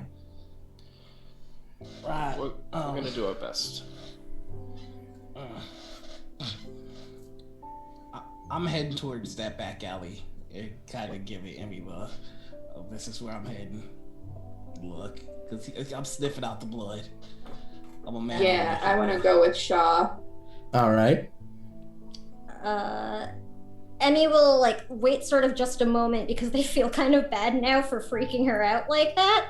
And they'll sort of, like, gingerly put a hand on Allison's shoulder if she lets her. She will. And I'll just sort of be like, I know how hard it is to be worried for a sister who is missing. But I promise we will do our best to make sure she comes home safe for you, okay? I thank you so much. I knew that when I saw you traveling with Soren, I knew that he had brought someone who might be able to actually do something for this town. Yes. And for my family. We will make sure that we find her, don't worry. This time I won't fail, and I head off to follow everybody. Alrighty. So you make your way towards Jewel Crawford's Magic Mystique Emporium. So Jewel Crawford's is a lovely place. It's situated right across the way from the Governor's Manor. It's a rather quiet looking building. But the windows are like stained glass instead of like regular windows. He's got all these colorful windows. And you go to the back alley. Shaw, you kind of give me another roll for your instinct to see if you can keep up the trail. All right, let's do this. Let me pull up my character sheet. And it is my natural predator. And that is a nat 20. So, Shaw, for a second. So that's 23. Oh, okay. So you're kind of walking. You swear for a second you lose this scent, but then you notice there's like a bit of a there's a nice kind of crack in the wall, and it looks like something dug underneath the wall to the parish ward here. That's the smell, all right. It's big enough if you like slid and like if you weren't in plate mail, but definitely a squeeze for some of you. I'm significantly smaller than Shaw. Can I fit? So he's just gonna like sniff it out, stop there. He's not gonna say anything, he's just taking off his armor. Emmy is also super small. Shaw, did you find something? I can't wait to see like Emmy get soaked and it's just like all the floof goes. he just looks at you when you ask him that, and he goes, I don't know why I know what I know and why I can smell what I smell, but I smell it and I have to chase it. Where do you smell it? You see him starting to dig down. Oh, it's there. Would you like one of us to try? But you don't know what you're looking for. No, but you're very large. You might have a hard time fitting. I could go with you if you are thinking of going down, Zara, because I mean, I think I know a little bit about what we are looking for, I guess. Okay, y'all two go, I guess. Okay. Maybe we can find another way in for you. Right. Y'all gonna do that. And he kind of looks at him and he goes, I'm starting to feel like I'm remembering something. Just go. Oh. Go. We'll be back very soon. And Azara will unbutton her coat. She's this kind of large, heavy wool coat with a generous skirt, so just pulls that off, drops to the ground, and I'll start trying to clamber down into that whole Alice in Wonderland style, I guess. Give me a dex check as you try to wiggle. Oh boy. Yeah, Emmy will just sort of stand their glaive up against the wall, and I'll slip down afterwards. Their big fluffy tails. What? No! You're like, I'm gonna fit, and then what happens is this burrow, this tunnel, this whatever you're digging going into, it gets narrower and narrow. It's like narrower than what it was at the front, and you get stuck. Oh no. And I mean, you're like coming in behind, and you run into Azara. Are you okay? Little stuck. Gets narrower as we go down. Oh, should we can go back, or Can you try and pull me out? I think I got kind of wedged in here. Oh, yeah, sure. I sort of like back up and you feel like little cat paws grab one of your boots and start wriggling. So you're able to aid Azara out of the hole. Both of you come out of it covered in mud and God knows what else was in there. I'd like to remind everybody that Azara wears all white, so she's just a mess. And I guess if there's like mud now, all of Emmy's fur is like stuck and wet and gross. Azara also does not like small spaces, so she's not. She looks quite flustered. Why did you go down there then? She's not. She could be. So, how fortuitous that a nice, as you're kind of like covered in mud, a nice spitting rain comes down. It's not enough to wash all the mud off of you, but it's enough to be inconvenient to anyone else standing outside. It's not enough trying. She's still like trying to scrape it out of her fur. Like, I do want to specify, Azara's not claustrophobic per se. She just doesn't like feeling trapped. Gotcha. Okay, that's a mood. So she jumped in a hole. She thought she could fit, like she didn't think it would be a problem, and then she got stuck, and she's like, "Oh no, no." All right, here's the exact weather notes I wrote. It becomes a gloomy day, and light drizzle mist happens. That wouldn't drive anyone inside, but it's a mild inconvenience. So it's Seattle right now. It's Seattle.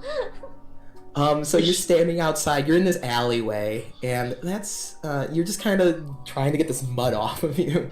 When Shaw sees them both come back up, he's gonna go, kindly, and then just go in himself.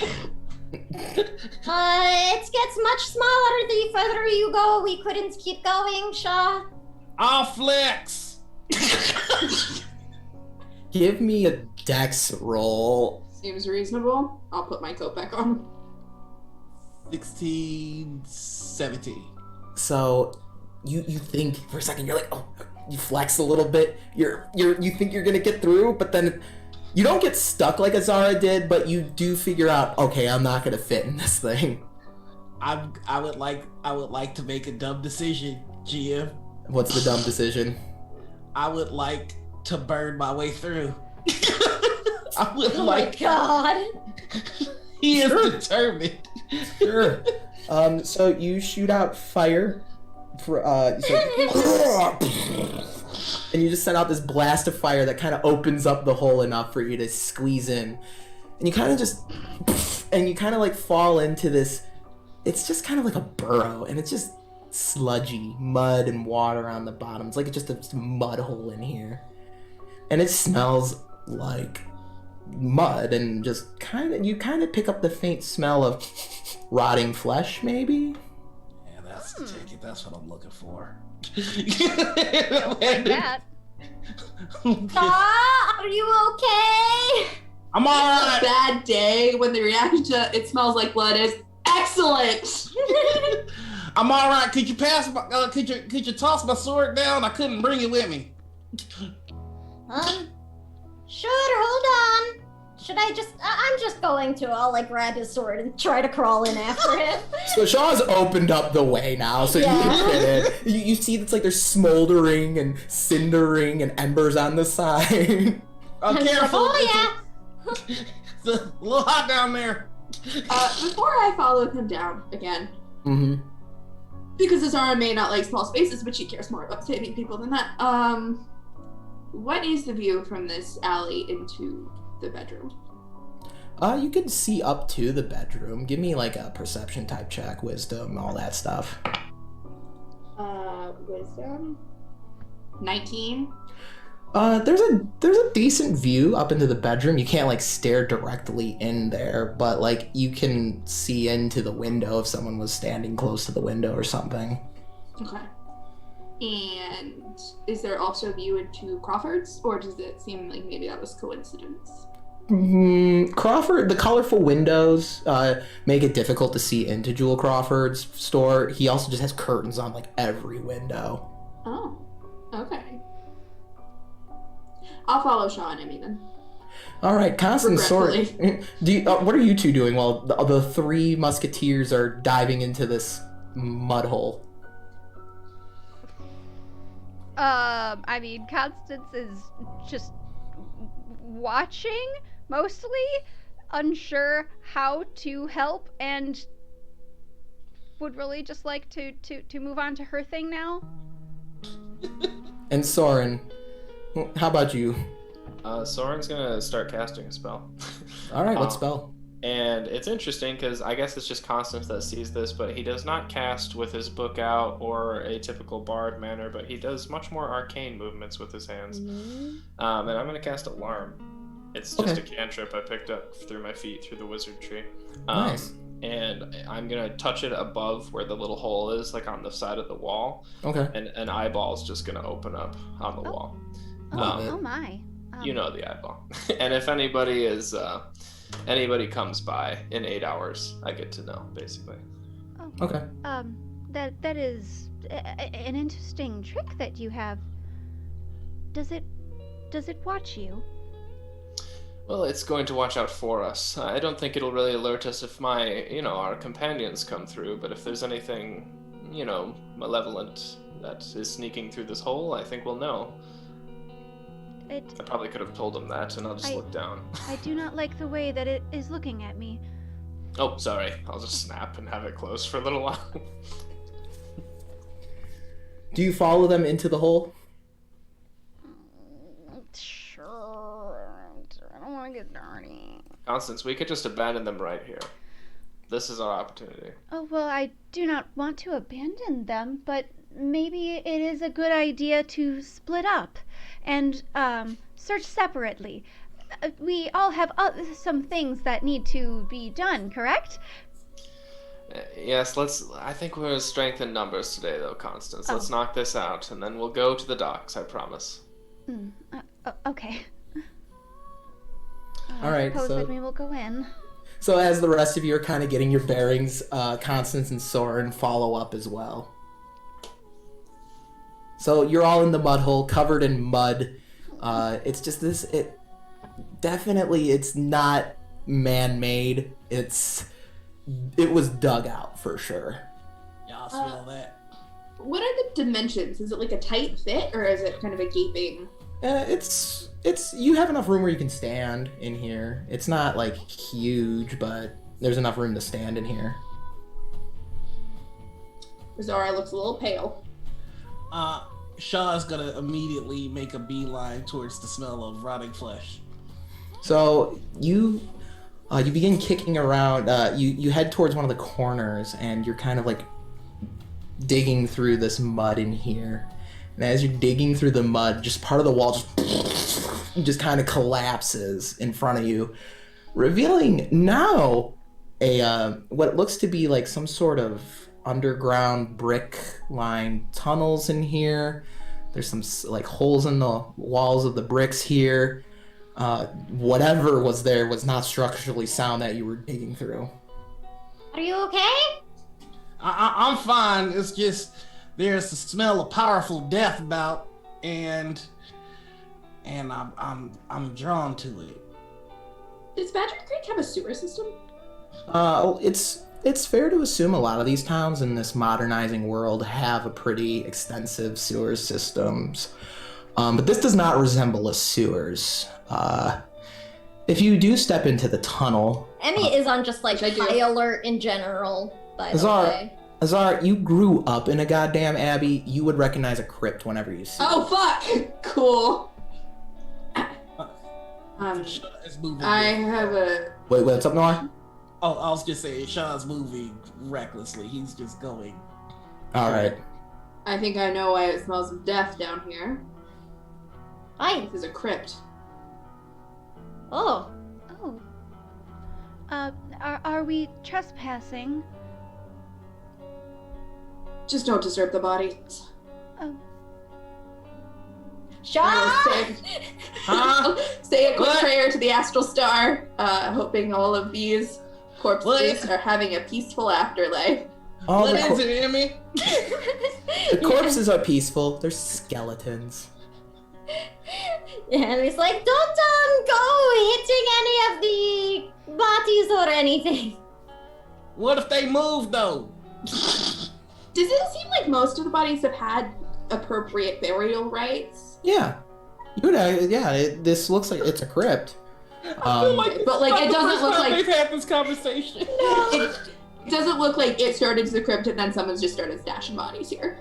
No, it's a crypt. It looks more like that wall that Shaw was digging at. Or like he was kind of digging in the ground, but whatever what wall was there was not structurally sound, and it probably the burrow ended up near the crypt, or the burrow is an extent somehow was dug in through the crypt, because like when you walk in and you look back at the bricks, you do see like, they're broken and there's like stones on the ground. And what's the neglect situation? Does it look like this has been long unused, or is it maintained? It's not. It doesn't look like it's been an abandoned crypt for centuries, and it looks like it's actually been pretty well maintained. Some of the lanterns might be burning low. Okay, I'll follow Shaw. Okay, so you follow Shaw. What does everyone else do? Following. Yeah, Just we're all like tagging along. like that babysitter, like, no, don't go, sticking your hand in the outlets, like that kind of. Oh like... no. If this is a crypt, why did we enter through a hole? Is there not a proper entrance? I'm sure there is. Do I still have the smell of fresh blood No. on the trail? Now the problem is the smells of the crypt are just, everything is, it's too much. It's just dead. I just smell death. It's just all death around you, and it's really difficult to tell where the smell's coming from at this point. And now you're just kind of following the winding passageways of the crypt. Are there muddy footprints? There are no footprints in the crypt. Alright. Interesting. Well, yeah, I'm just gonna follow about. It can't be coincidence that I found my way here.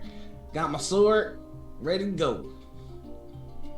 So, I mean, lots of things are coincidence. It could be. Nothing is a coincidence. Well, you can make the argument that everything's a coincidence and nothing's a coincidence. Way I figure it, I've got a nose for violence, and I think there's about to be some straight up ahead, and I hope y'all ready for it. Then why if there is violence ahead, why are we down here? Because if there's violence up ahead, there might be somebody that ain't as well equipped for it as you and I. So I would rather be the one in the rate of the violence than some other individual that does not know what they are doing.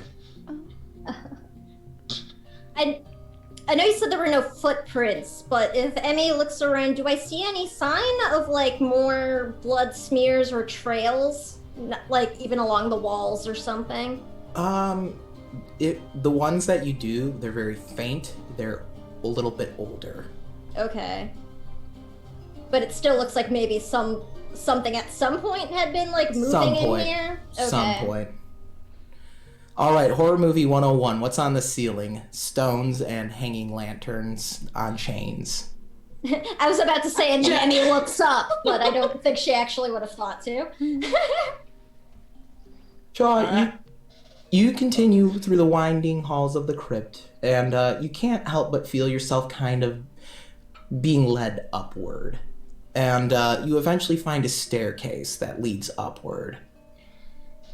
Alright. Seems fair. I'm just getting myself ready, psyched up. Something's about to happen, y'all. Is it fair to assume that we're in the parish at this point, or do we? I was gonna say, those of you who are religious towards the pantheon of Phyla and Archon would recognize the symbols of Archon, the Lionhearted, in this crypt. Oh, I believe we may be under the chapel. I think you may be right. Well, I told them one way or another I was getting in here. And you kept your word. I'm gonna cast Disguise Self and make myself look like Franz, the little guy that was in the Iron Order. Yes.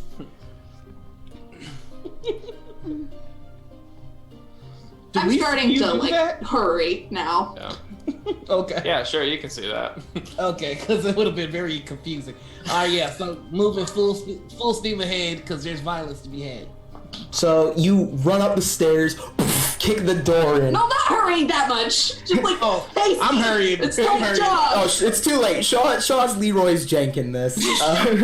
And you just run up these stairs, and you don't even stop to hear the fluttering wings of, I can't think of the species name. Don't fucking moth. Say moths, I swear to God. Wings. No! You kick the door in, and you see standing near the busted stained glass, and there's just the frame, and rain's coming in.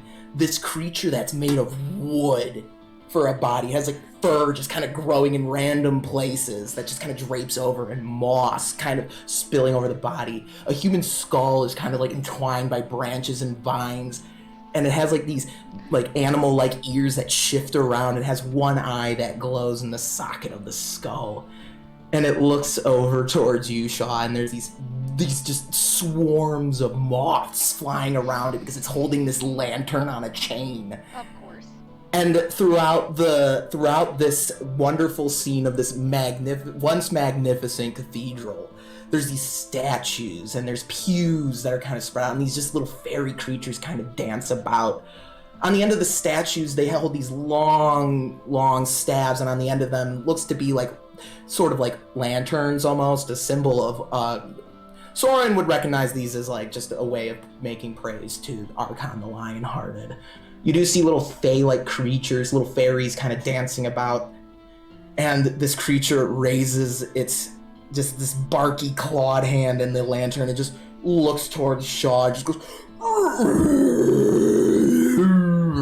Bill's gonna take his sword out the scabbard, hit it against his shield, and go, "I'm your Huckleberry." And like it raises its hand and raises the lantern, and these ornamental suits of armor, like out of the lantern comes like this ethereal energy that bounces towards these suits of ornamental armor that they begin like coming to life, and they draw these these like ornamental swords. You of men of iron. Perish. Yo, Emmy, can I hit these ones? Do we actually recognize like what this is? To identify them? And was it perish with an E or with an A? Give me intelligence rolls. Okay. Those of you who are familiar with either, hold on, I actually have to go. I have to open a document. Hold on, my notes got wild again. Oh.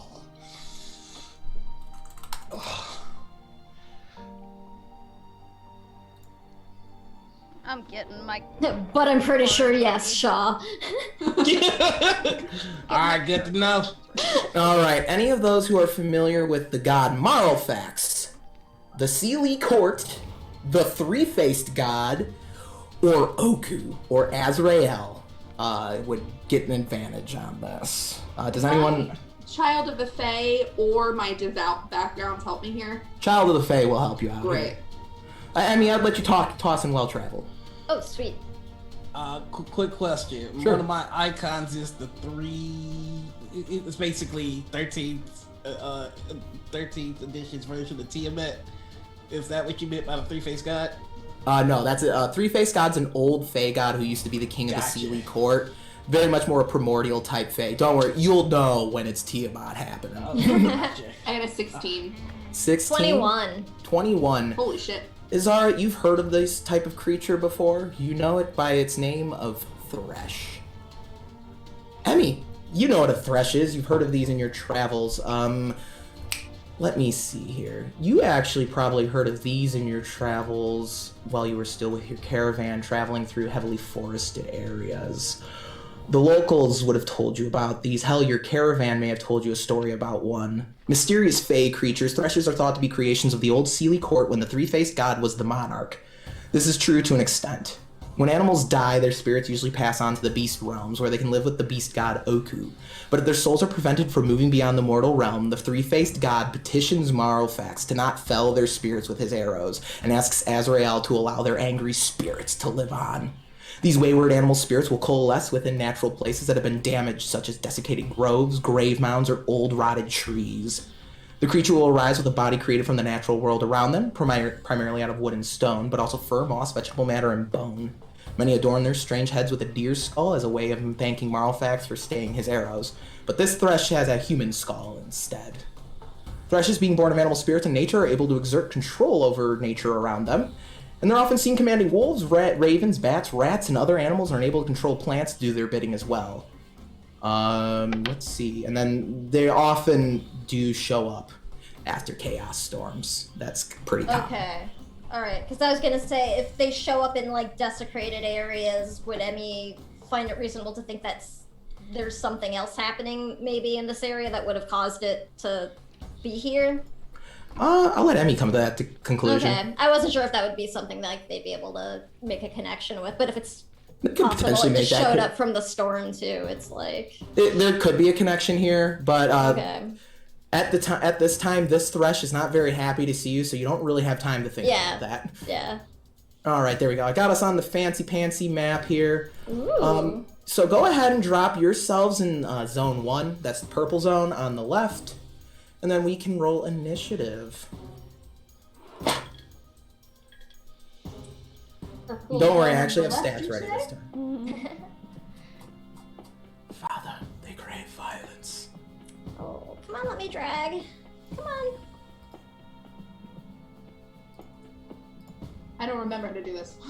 Wait. I'm trying. All right. Boom. Was that? Thank you. Boom. Who else still Thank needs you. a character? I just couldn't Boom. get it. No, I get it. Yeah, it wouldn't work. I get it. That shit happens. All right, Mr. Thresh, you are. Ooh, dog. That Thresh got a 19 for. Oof. Okay, so we tied. I'll give the tie to the Oh, player. fuck. Yeah. That was a shitty roll from That was very Emmy. bad. For the accurate violence. 11. All right, I hear an 11. That was me. All Rolled right. very poorly. It's an 8. Oof. Sorry, I was at no. Yeah, I rolled a 4. 15. Embarrassing. All right, Constance with a 15.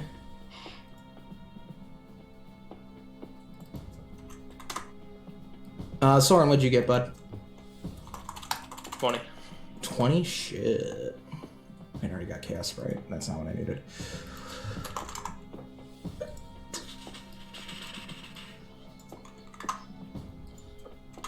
Come on. Roll 20. There we go. And then finally, the animated armor. Hey, Emmy, you're not going last. Huzzah! Huzzah! Alright, so the turn order will be Soren, you're going to be going first, followed by Shaw, then the Thresh, then the Chaos Sprites, then Constance, then Azara, then Emmy, and then the animated armor. So, Soren, you're up first.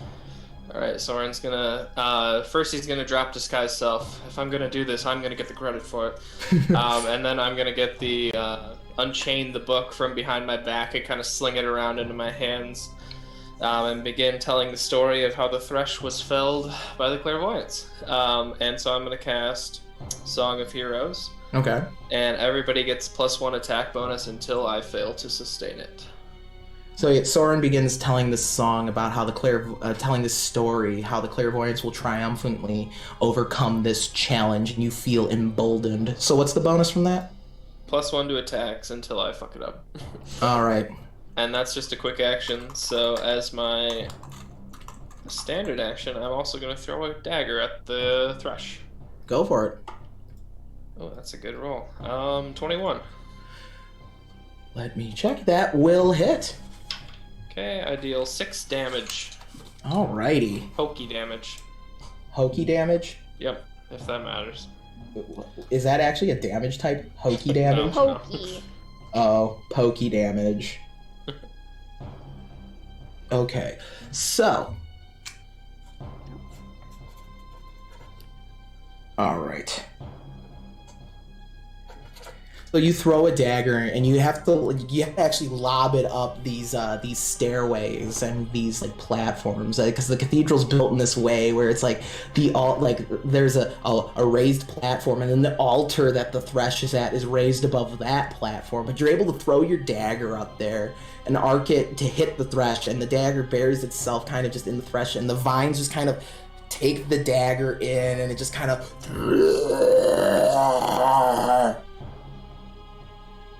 Anything else, my dear friend? No, that's it. All right, Shaw, you're up. Okie dokie. Moving on up to this gentleman here. I can tell that me and him are gonna have a disagreement. So I'm gonna go ahead and roll my attack, which is a 16 plus 7, thanks to Soren.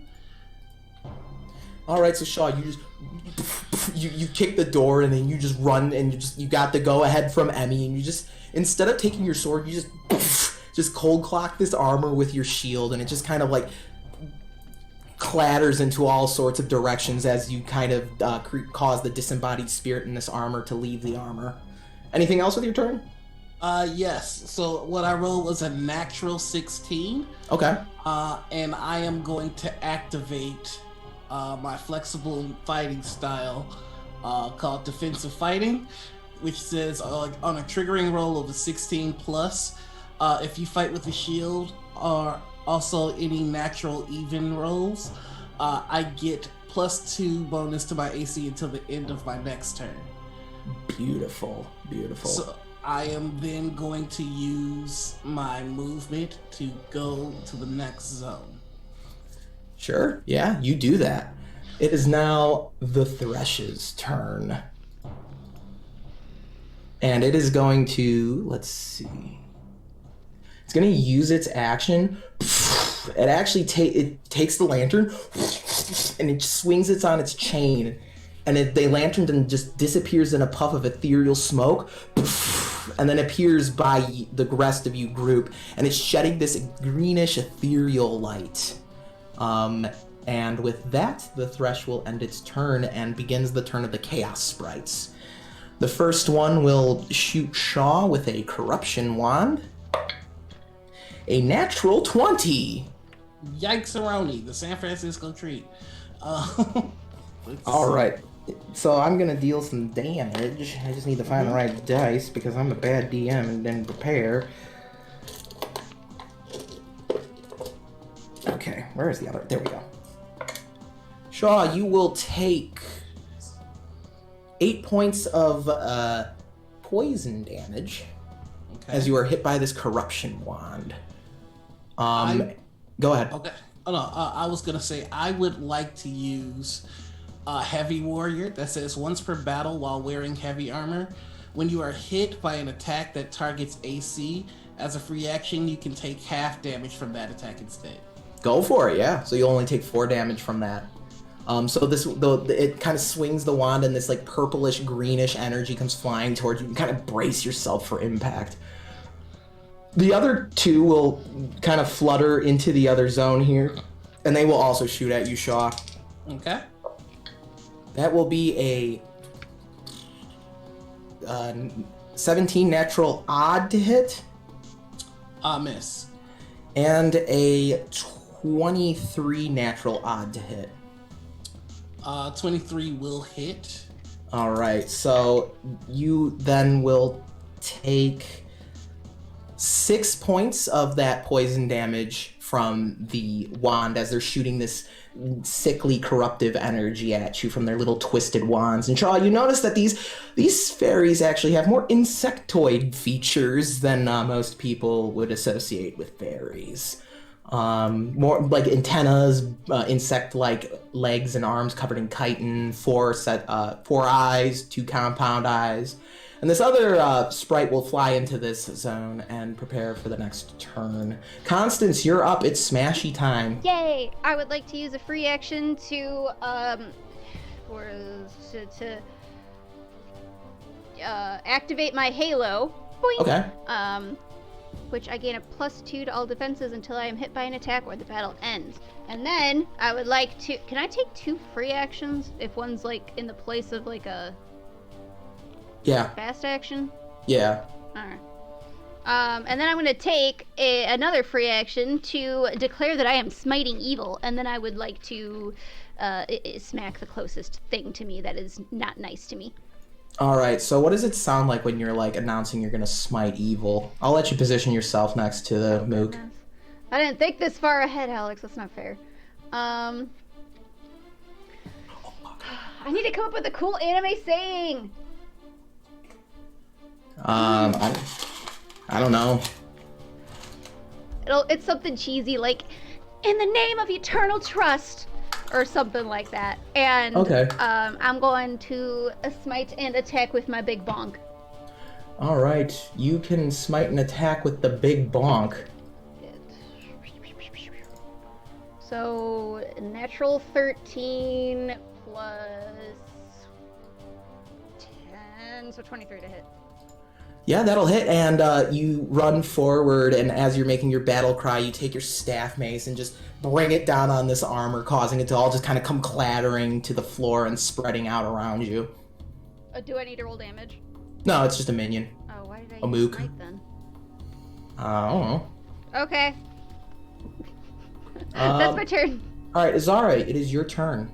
There are no more enemies in your zone. Oh, okay. I'm going to cast Bless Okay. on myself, on Emmy, and on Soren. Then I'm going to move into the next zone. Alright. And that's just a normal move, right? So I still Yep. have my full action. Yeah. Yeah. What does the bless do again? Bless is +1 to To all rolls? attacks. All 12 attacks. Okay. Perfect. And what is this here, directly next to me? That is a chaos sprite. Can I stab it with my javelin of faith, please? You can try. Great, I will do my best. What does Javelin of Faith target? It's just AC, Okay. but I get to use my wisdom, which is very good for me. That is good. 19 to hit. That'll hit. Great, that's a D6. That's only a 2. Oof. So, you hit the... Plus my wisdom, so 6. And it's Okay. holy damage. So you send this, you kind of take your ethereal javelin and stab towards the chaos sprite, and you're able to find purchase, but it doesn't bring the fey creature down. Anything else with your turn? No, that's it. Emmy, it is your turn to get bouncy. Okay, I see all my new friends making quick work of the creatures in the zone. I'm just like, oh, well, this is going great then. And I'm going to use my move action to head into Zone 2, and then I'm going to use my Leaf on the Wind to use a free action to make another move action to get into Zone 3. And what are these dudes? Are they animated armors? The animated armor, yeah. So I'm going to take a whack at that one. Go for in it. Zone 3. Yeah. Let's see. I need my opening hits. There's nobody else near me. That's a... I've got to roll down. Ooh, that's a 22 even. That'll hit. And it's a minion, so, you don't have to hold back. This isn't a living thing. What does that look like? Sweet. Then I think once I realize this is not a sentient creature, you sort of watch as Emmy just is like charging towards the thresh on the other side and like not even stopping. I just sort of like elbow and like punch straight through the armor, and like my like fist goes through it. I pull it out and I just keep moving to like proceed. Alrighty. It is now the animated armor's turn. The two next to Shaw will be attacking Shaw with their display swords. That will be a natural odd for a 13 to hit. That will probably miss. And the other one will be a natural even dirty 20. Miss. It's 21. Ooh, so they're both just kind of swinging their swords at you, and you're blocking their blows with both your sword, with your shield, and you're able to hold your own against these two enemies. You're kind of like watching my buddy play nose tackle in college football, just manhandling 3 people at once. That's what Shaw's looking like right now. Sorry. No, it's a fun image. It really is. Brought me back to my football days. Yeah, right. Let's see here. Okay, we'll call this... So we're at the top of the round, Soren. Before your turn, we're gonna do something with these. The Thresh actually has a special action it can use at the top of the order. It can reposition its lantern as it sees fit, and it's gonna do that right here.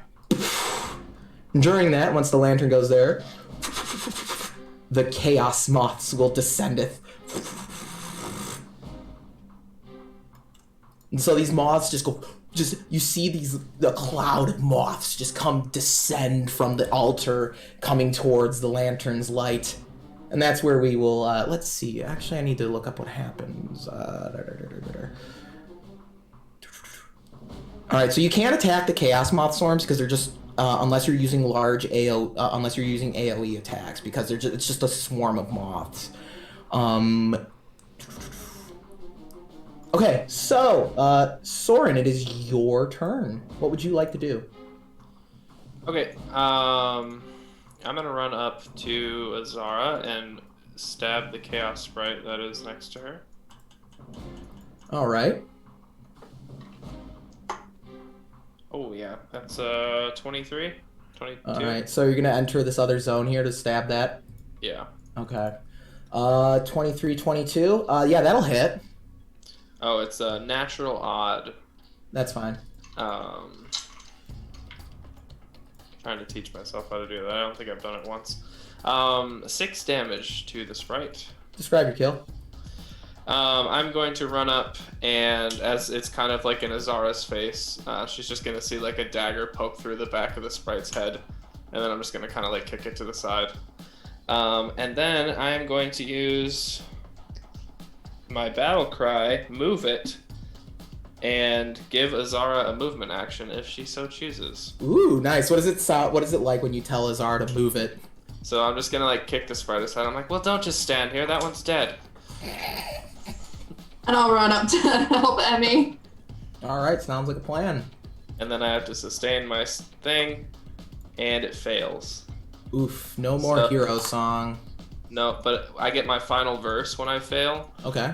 So I'm gonna give Shaw a +2 to his next attack. Ooh. Oh, bless you. Nice. So even when I fail, I do good stuff. All right. With that, Shaw, it is your turn. Shaw, you are in the midst. You're in the swarm of moths. They're kind of like It's not like. So you're gonna take 1 point of damage as these moths kind of collide into you, and because of these moths, you will be dazed until your next turn. And what that means is you will have a -4 to most every roll. Okay, well, that's... Because dazed is very mean in this. Dazed is like the worst condition in this system.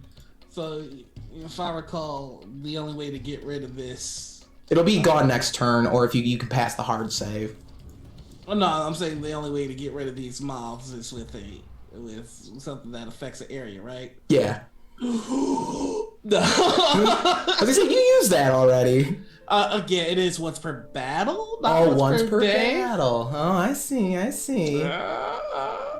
I didn't know how we do once per battle. Is that you can use it if you haven't used it yet. All right. But I'm not gonna do that because guess who read their character sheet? It has an ability that they have not been using. This guy. So I have cleave. Yeah. Sorry, y'all. Thank you very much for that +2, because that's a 16. Did you take into account the -4? No. So it's 16 plus 7 minus 4. So hold on, let me math. It's gonna hit.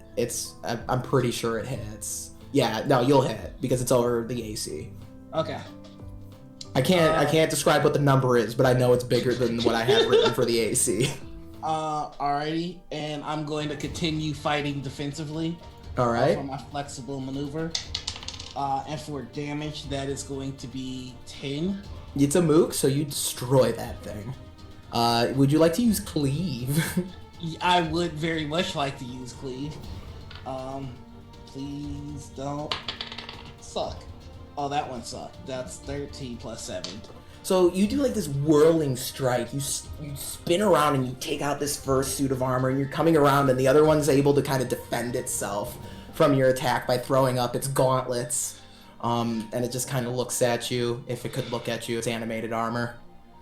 And then I would like to use a quick action if I could. Sure. And my quick action, because I'm now reading my character sheet, yes, is blur blur blur tough as iron. Once per battle, I can rally as a quick action instead of a standard action. Okay, so then you can use your recovery die.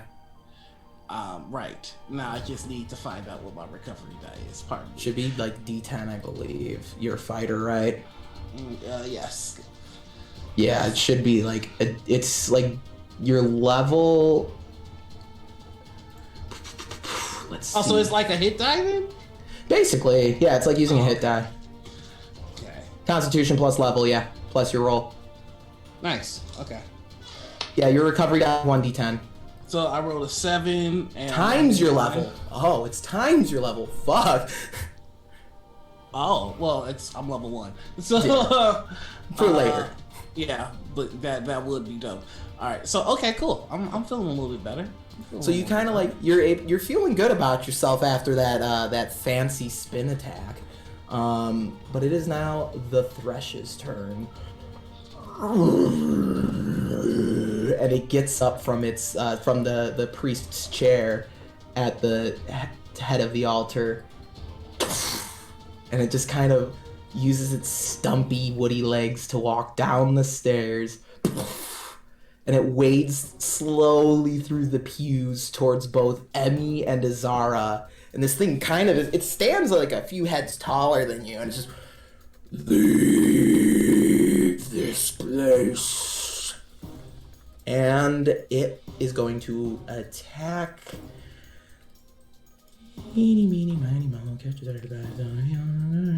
Alright, Azara, because I don't know if I've attacked Azara yet this campaign. You have. Oh, have I? Okay. Yeah.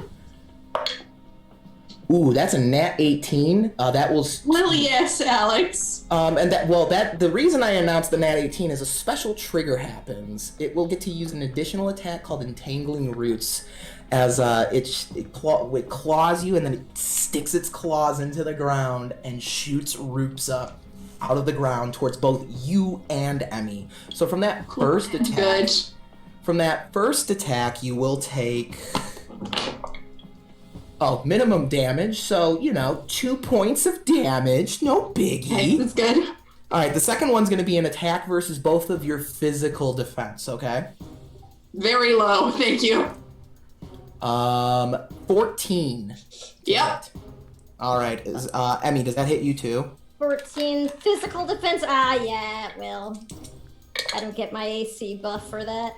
You both take 6 points of damage, and you are bound in roots, and you can't move until the Thresh's next turn. So it just rakes this massive claw, and it kind of just kicks the wind out of you. And as you're kind of recovering, it lifts up both of its claws and digs them into the brick ground, and these roots just come shooting out of the ground at both you and Emmy and kind of twist around you. We'll pick one. Chaos sprites are up, and they are going to one's going to actually move down to shoot at Constance, because they're trying the divide and conquer method here. Uh-oh. Constance, that's going to be a 12 to hit. No. All right. No, I have a 20 AC. Azara, does a natural odd 15 hit? My AC? No. Okay, so you also get some more chaotic energy sent your way, but you toss up a hand and it kind of just exudes light, and it kind of just absorbs the energy that was sent at you. Finally, Shaw and Soren, my dear friends, this attack will be versus your mental defense. That's a nat odd, and that's going to be a 21.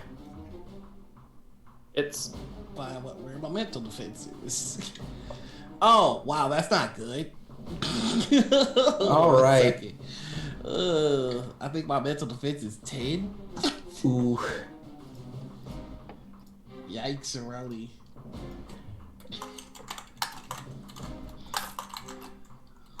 Hold on. Let me make sure. Fighter stats. Mental defense 10 plus mod of. Okay, so It's usually 10 plus like the middle of 3 stats. Yeah. So it's probably one of your. Look, all I know is it probably hits all of you because it's over a 20. Yeah, it does. So you both are wreathed in this just sickly purple light. And you're going to have -2 to your defenses for 4 rounds. I forgot to tick up the escalation die. Don't forget about that, my friends. Remind me if I forget. We're at 1 right now, right? Yep. All right. And with that, Constance, it's your turn. All right. I'm going to try to bonk the one that bonked me. And then, all right. Yeah. So you're going to run up to this Chaos Sprite? Yeah, and I'm not going to smite this one because it didn't do anything last time. Well, this one has hit points, actually. Oh, okay. Then I will smite. Ha ha ha ha ha ha. 28 even. 28 even? Yeah, that'll hit. Yeah. 14 damage. Yeah, that'll kill it. I'm over here saying Yay! it's dead. Describe your kill, Constance. So this sprite comes up to Constance, and she takes her pole, her staff mace, and heaves it over her shoulder, and as she swings, she yells, "Shining Retribution Attack!" Oh no. And it just... and there's just dust where that fairy was. Zara, it is your turn. You're entangled in roots and won't be able to move this turn. Great question. I can't move. Can I cast? You can cast, you just can't move. Great. I'm going to cast Spirit of Righteousness. Okay, what does that do? Well, nothing. I rolled a natural 1. Woof. So you beseech your god, and your prayers fall on silent Doesn't fucking answer me. ears.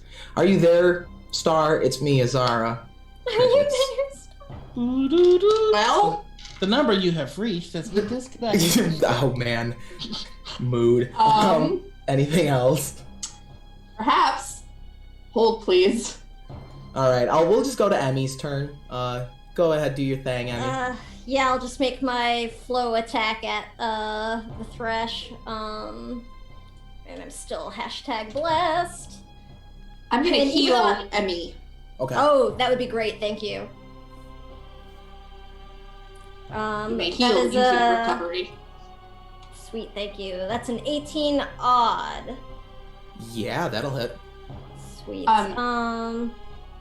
You can add 2 hit points to that heal in addition my recovery. Because of my healing. Yeah, because of my healing domain. Awesome, thank you. You are welcome. And that'll hit you, said Alex? Mm-hmm.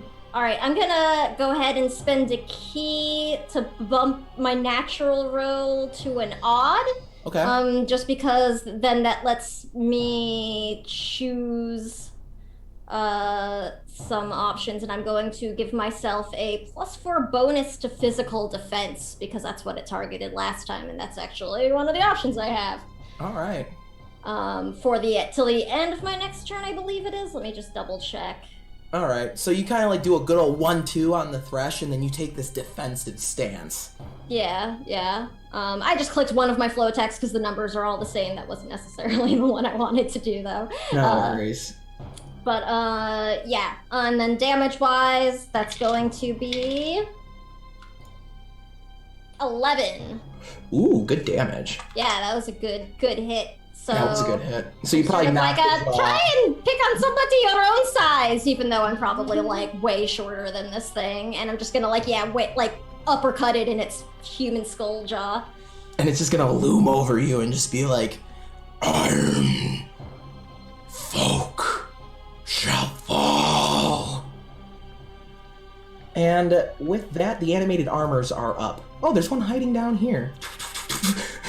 Oops, I didn't see you there, buddy. They're both gonna attack Shaw. And that will be a natural odd 14 and a natural even 7. Nope. They were just yet more ineffective attacks. One's gonna actually change zones to attack Soren. Soren, that is a dirty 20 even. Yep. You will take 2 points of damage. So it just kind of runs up and catches you off guard, and this final one's gonna run up and attack Azara. Azara, a natural even 18. That hits. And you take 5 points of damage. Ouch. So as this animated armor runs up to you, you try to block its blow, but the Thresh's vines are making your movement stiff, and you get caught by the attack. The moths are up again. They are gonna kind of just recenter, and that's what they. And the Thresh is actually gonna call the lantern to itself. And with that, Soren, you take 1 point of damage for starting your turn in the moth aura. You are dazed. What would you like to do with your turn? So dazed means I can only use a standard action, right? That dazed is just a -4. It's the other one that's only a standard action. -4 to what? Just rolls. Oh. Let me tell you what dazed does, because dazed is mean. Yeah. You take a -4 penalty to attacks. Fuck it. Let's risk it. I'm going to. And the escalation dies at 2 now. Alright, great. I'm gonna run out of this stupid moth sphere. Alright. You're gonna have to disengage from the suit of armor. Can I just take a hit? I don't know if that works. No, you actually have to roll to disengage in this. Alright, never mind. I won't move. I don't really need to. I'm going to cast Sound Burst. Okay. My big spell. I'm going to cast the suit of armor next to me, the 2 chaos sprites, and another suit of armor next to me. I'll just say the suits of armor will just, because it's sound-based, the vibrations are just gonna take them out. Okay. Plus they're mooks. So, Sound Burst, I'm gonna get out my spell book again, my storybook, and just rip a page from it and just throw it into the face of all of the enemies I'm targeting. Okay. And I have to roll the hit. Is it PD or MD? Physical defense. Okay. 13 minus 4 is 9. Plus 1 is 10. Plus 2. 16 to hit. That'll hit. Okay. They all take 5d6 thunder damage. Excuse me? Yeah, I do a lot of damage. Does that blow up the moths by any chance? Yeah, I'll say that blows up the moths. A humble 29 damage. So, Soren, did you target the thresh too? No, I can't. Oh, okay. They're not close enough, unfortunately. So you just blow up everything around you. You just let out this loud, just triumphant sound. Essentially, from their point of view, like they see the page of the story predicting their own death. Amazing. And they just fade. The bell tolls of their death. Mm-hmm. All right, Shaw, you're up. You are, unless Soren, you have anything else? I'm gonna now I'm gonna move. Okay. And I'm gonna move towards the thresh, and I'm just gonna dust myself off. He's like, I hate using that one. It's so taxing. And I'm just gonna walk up to Zara. Alrighty. I'll just move this guy out of the way.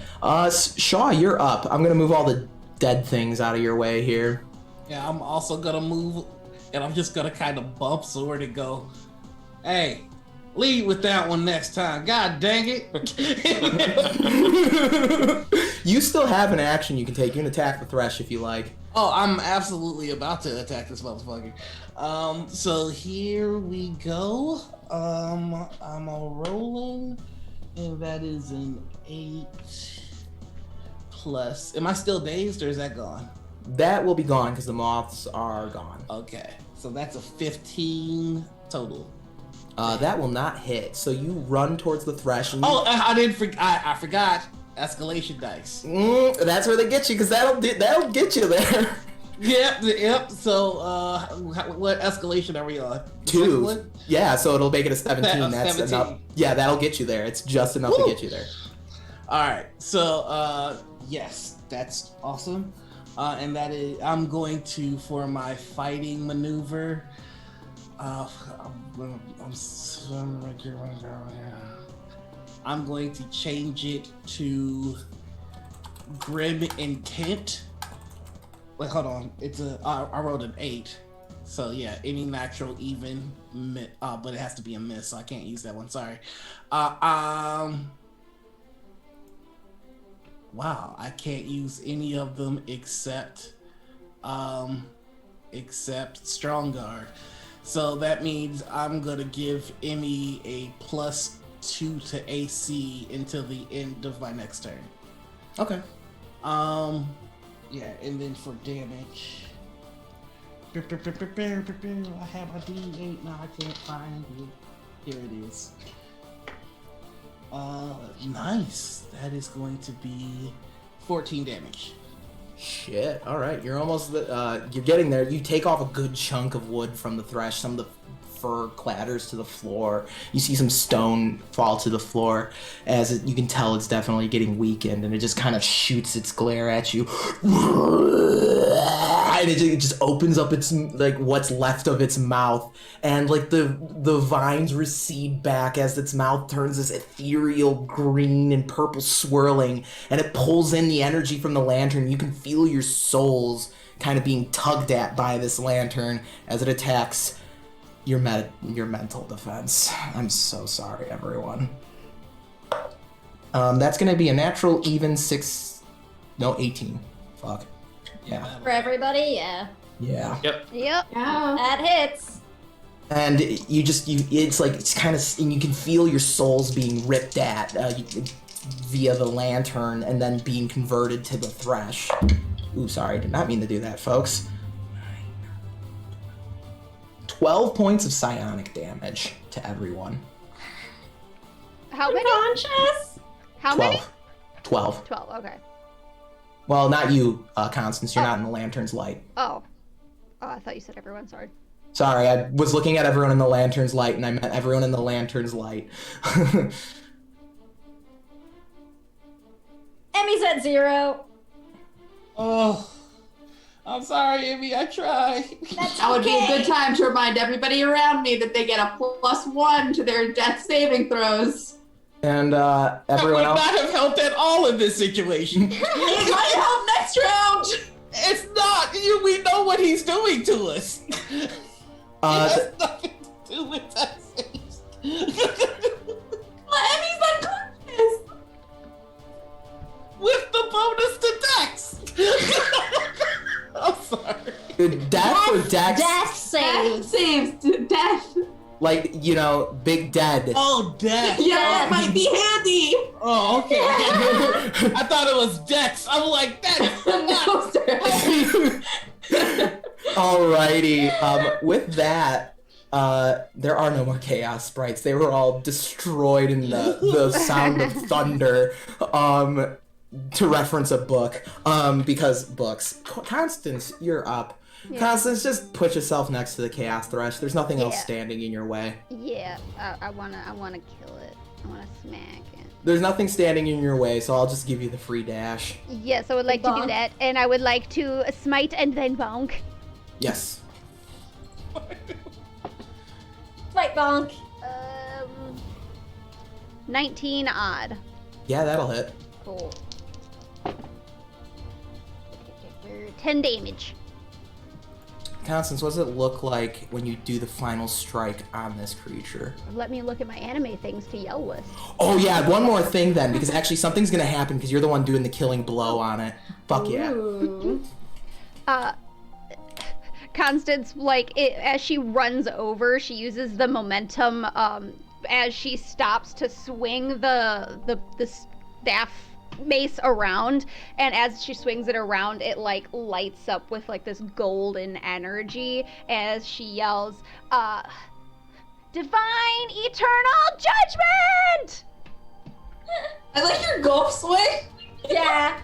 Yeah, so Constance totally does an upper, a swing from the lower to the upper, and just kind of cold clocks the thresh. Constance, as you hit the thresh, something happens, as you definitely know you're dealing the final blow. Your senses become overwhelmed and overcome with images of a different time. You sense through senses that are not your own. You feel as if you take on various shapes and sizes and forms. In one of the visions, you realize you're a mouse scurrying through the ruins of the temple after the chaos storm. No matter what form you take, whatever animal it be, it's a small, usually scurrying animal. Every vision ends in a similar fashion. Without warning, a strange fleshy creature strikes, ending that vision and taking you to the next, only for you to be hunted down as prey by this growing fleshy creature.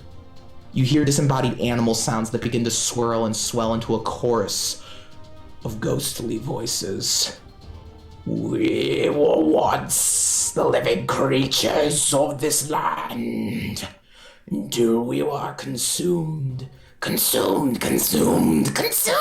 The voices, chirps, chitters, and skitters echo this voice. And the creature speaks to you, Constance, as it touches your mind. Clairvoyants. We apologize. Apologize. For we thought you were up with them.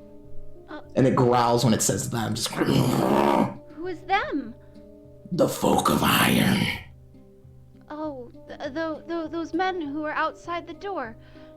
And then when you say that, the chorus of animal calls and sounds erupts angrily and violently, and you see images of the Iron Order being violent toward the Fey creatures that spawned in the parish ward, and they only reacting in self-defense. I am so sorry for what has happened to you. We do not seek to harm the people of this area. The place your kind refer to as Batch Creek. May I ask why you are here? The vision ends abruptly, jarring you back to the dim cathedral. You stand before the thresh as it's fallen to the ground on one knee, and branches and leaves are growing on it, like rapidly, as the skull is kind of being overtaken by what's becoming a tree. And you stand around this thresh becoming a tree, the chorus of voices now echoing for all of you. Can we help? Can we help in any way? No? You've more than helped enough. For we were seeking the aberration. And that's where we will end tonight. With the final words, for we were seeking the aberration. I'm sure it's fine. It's fine. Oh, yeah! And if there's a chaos heart? Well, we will find out soon. Perhaps in episode 3 of WovenRealm, maybe Next episode 4. time on WovenRealms. Thank you, everyone. I don't want to be done. I know. No. I checked the time, though. I was like, oh, shit. Yeah. That was so good, though. That was so fantastic. Thank you, everyone, for joining us for episode 2 of WovenRealm. Thank you for those. 2 natural ones. Going well.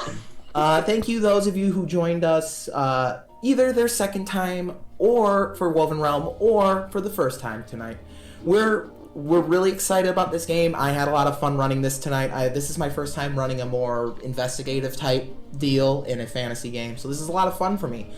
Well, as you can see this wonderful cast around me, they are great people. We will go around. They will quickly tell us where you can find them, where else you can find them, because I'm boring and I cannot be found anywhere else. I live here, and I guess I will go on more after everyone else goes around. All right, let's make it decently quick because we ran a little later than I originally planned tonight. Noir, go ahead. Okay, I got this. I'll make it quick. Hello, everybody. My name is Noir. You can find me on Twitter, Twitch, YouTube, and Instagram as The Noir Enigma. You can find me on TikTok as just Noir Enigma because I forgot the password. Please check out my YouTube channel. We just hit 100 subscribers, and I will have a new video out tonight on simple ways you can use Snapcam and voice mod to spruce up your streams. That's me. Woo! Woo! Nice. All right, Sam. It looks like you're next on the order I'm seeing. Sure. Hey everyone, I am Sam. You can find me on Twitter at TheSamWisest. I'm TheSamWiseGameG here on Twitch. I will be streaming next on Monday, right back here with the cast of No Initiative in Quest the Soaring City, and shortly I will be in the Incidentals, a New Masks podcast with Protein City Comics. So check that out. Very nice. AJ. Hello, I am AJ, and I basically only live here. So if you like me, you can find me here Wednesdays at the show that you just watched. And I make most of our overlays, and if you like dice, I post pictures of pretty dice that I have made on my Twitter, which is down there. It is Jailbreaker Dice. And yes, everyone in this group will have dice very soon. I just have not gone to the post office. Starting on Sundays, Alex and I have started streaming 2-player games together. So, yeah, check out the 8-Bit Gaming Twitch on Sundays if you want to watch us be bad at things together. Actually, we did okay at It Takes Two. We did until it crashed twice. All right, next up, Lucy. Hey, I'm Lucy. You can find me on Twitter and Instagram at LuberDraws, and you can find me on TikTok at LucyBlue66. I post a lot of art. I did the character art for this particular campaign. Sorry, it's late. No, it's okay. It's okay. It'll be on the overlay next week. You guys, you gotta check it out. It's gonna be great. You can find me here every Wednesday. You can find me every Thursday over on Fat Dragon Gaming playing Ladies Legacy, which is a pirate-themed 5th edition campaign that I run. New game tomorrow. I'm not ready for. It'll be fine. You can also find me on Saturdays playing BioShock at 2:30 Eastern, and the Chaos Complex, our 5e Star Wars Scum and Villainy campaign. I play JR, the Twi'lek operative, at 7:30 or 8 p.m. Eastern. We're very bad at starting on time. Here, I will just do you. This is what I started doing when I was in a million shows. And that's it. I'm currently only in the 3. I was gonna say, just good old copy paste that link in the chat. Thank you. There we go. And I have a podcast called Odyssey Exploration and Research. Odyssey Exploration and Research. Wow. You can find it wherever you listen to podcasts. Perfect. Chris. This is the only thing I'm doing right now, so come back next week and see me play a dickhead. Hey. You mean Soren is great? We love him. Soren is great. Soren is great. Soren, why are you? Soren, you're so great. Shut up, baby. I know it. Shut up, baby. I know it. That's the closest thing to Soren is great. Anyone except me has said. So I am Alex. I'm also known as Mr. Puddins. This is mainly the thing I'm doing right now. So come check it out. I'm having a blast planning for this campaign. As you could tell, I might have way too many GM notes. So and there's a lot of deep lore. So for you folks who really enjoy your lore, check it out. If you do enjoy the 13th Age system or want to check it out, we do have a coupon code with the devs, with the publisher Pelgrane Press. We are one of their independent official broadcasters, so we have their blessing to officially run the game under their seal. So code is Chromatic, and you can get 20% off 13th Age product. It's a system that's hella fun, easy to modify. For those folks who really love getting that social encounter rules, I came up with that myself. So definitely worth checking out. Otherwise, though, come back next week, same time, for some more WovenRealm as we continue to delve into what exactly is the Beast of Badger Creek. The Beast. Yeah, the Beast. Anyway, Catchy name. And then I don't know if Chance Encounters, they should be on Sunday, so check them out if you have the chance. They are a fun group, and they are a blast to watch and play with, so do check it out. We have Saturday. Is it Saturday? Mass Effect Saturday. Oh, is it this Saturday? Mass Effect Saturday. Oh, and shit, I Mass forgot. Effect is every Saturday. And that's right. Is This an Education is alternating Sundays. Okay. Yeah. They got, you see, this is why we stopped doing the bi-weekly thing. This is why we stopped doing it, because it's confusing. Right? Anyway, that is, we're going to go rate our friends and sister channel Critical Misses, so drop some ooh-woos in the chat for them when we get there. Until then. Baby. Sorry. No, you're good. Until then, stay clairvoyant. Is that our sign-off? All right. Not anymore.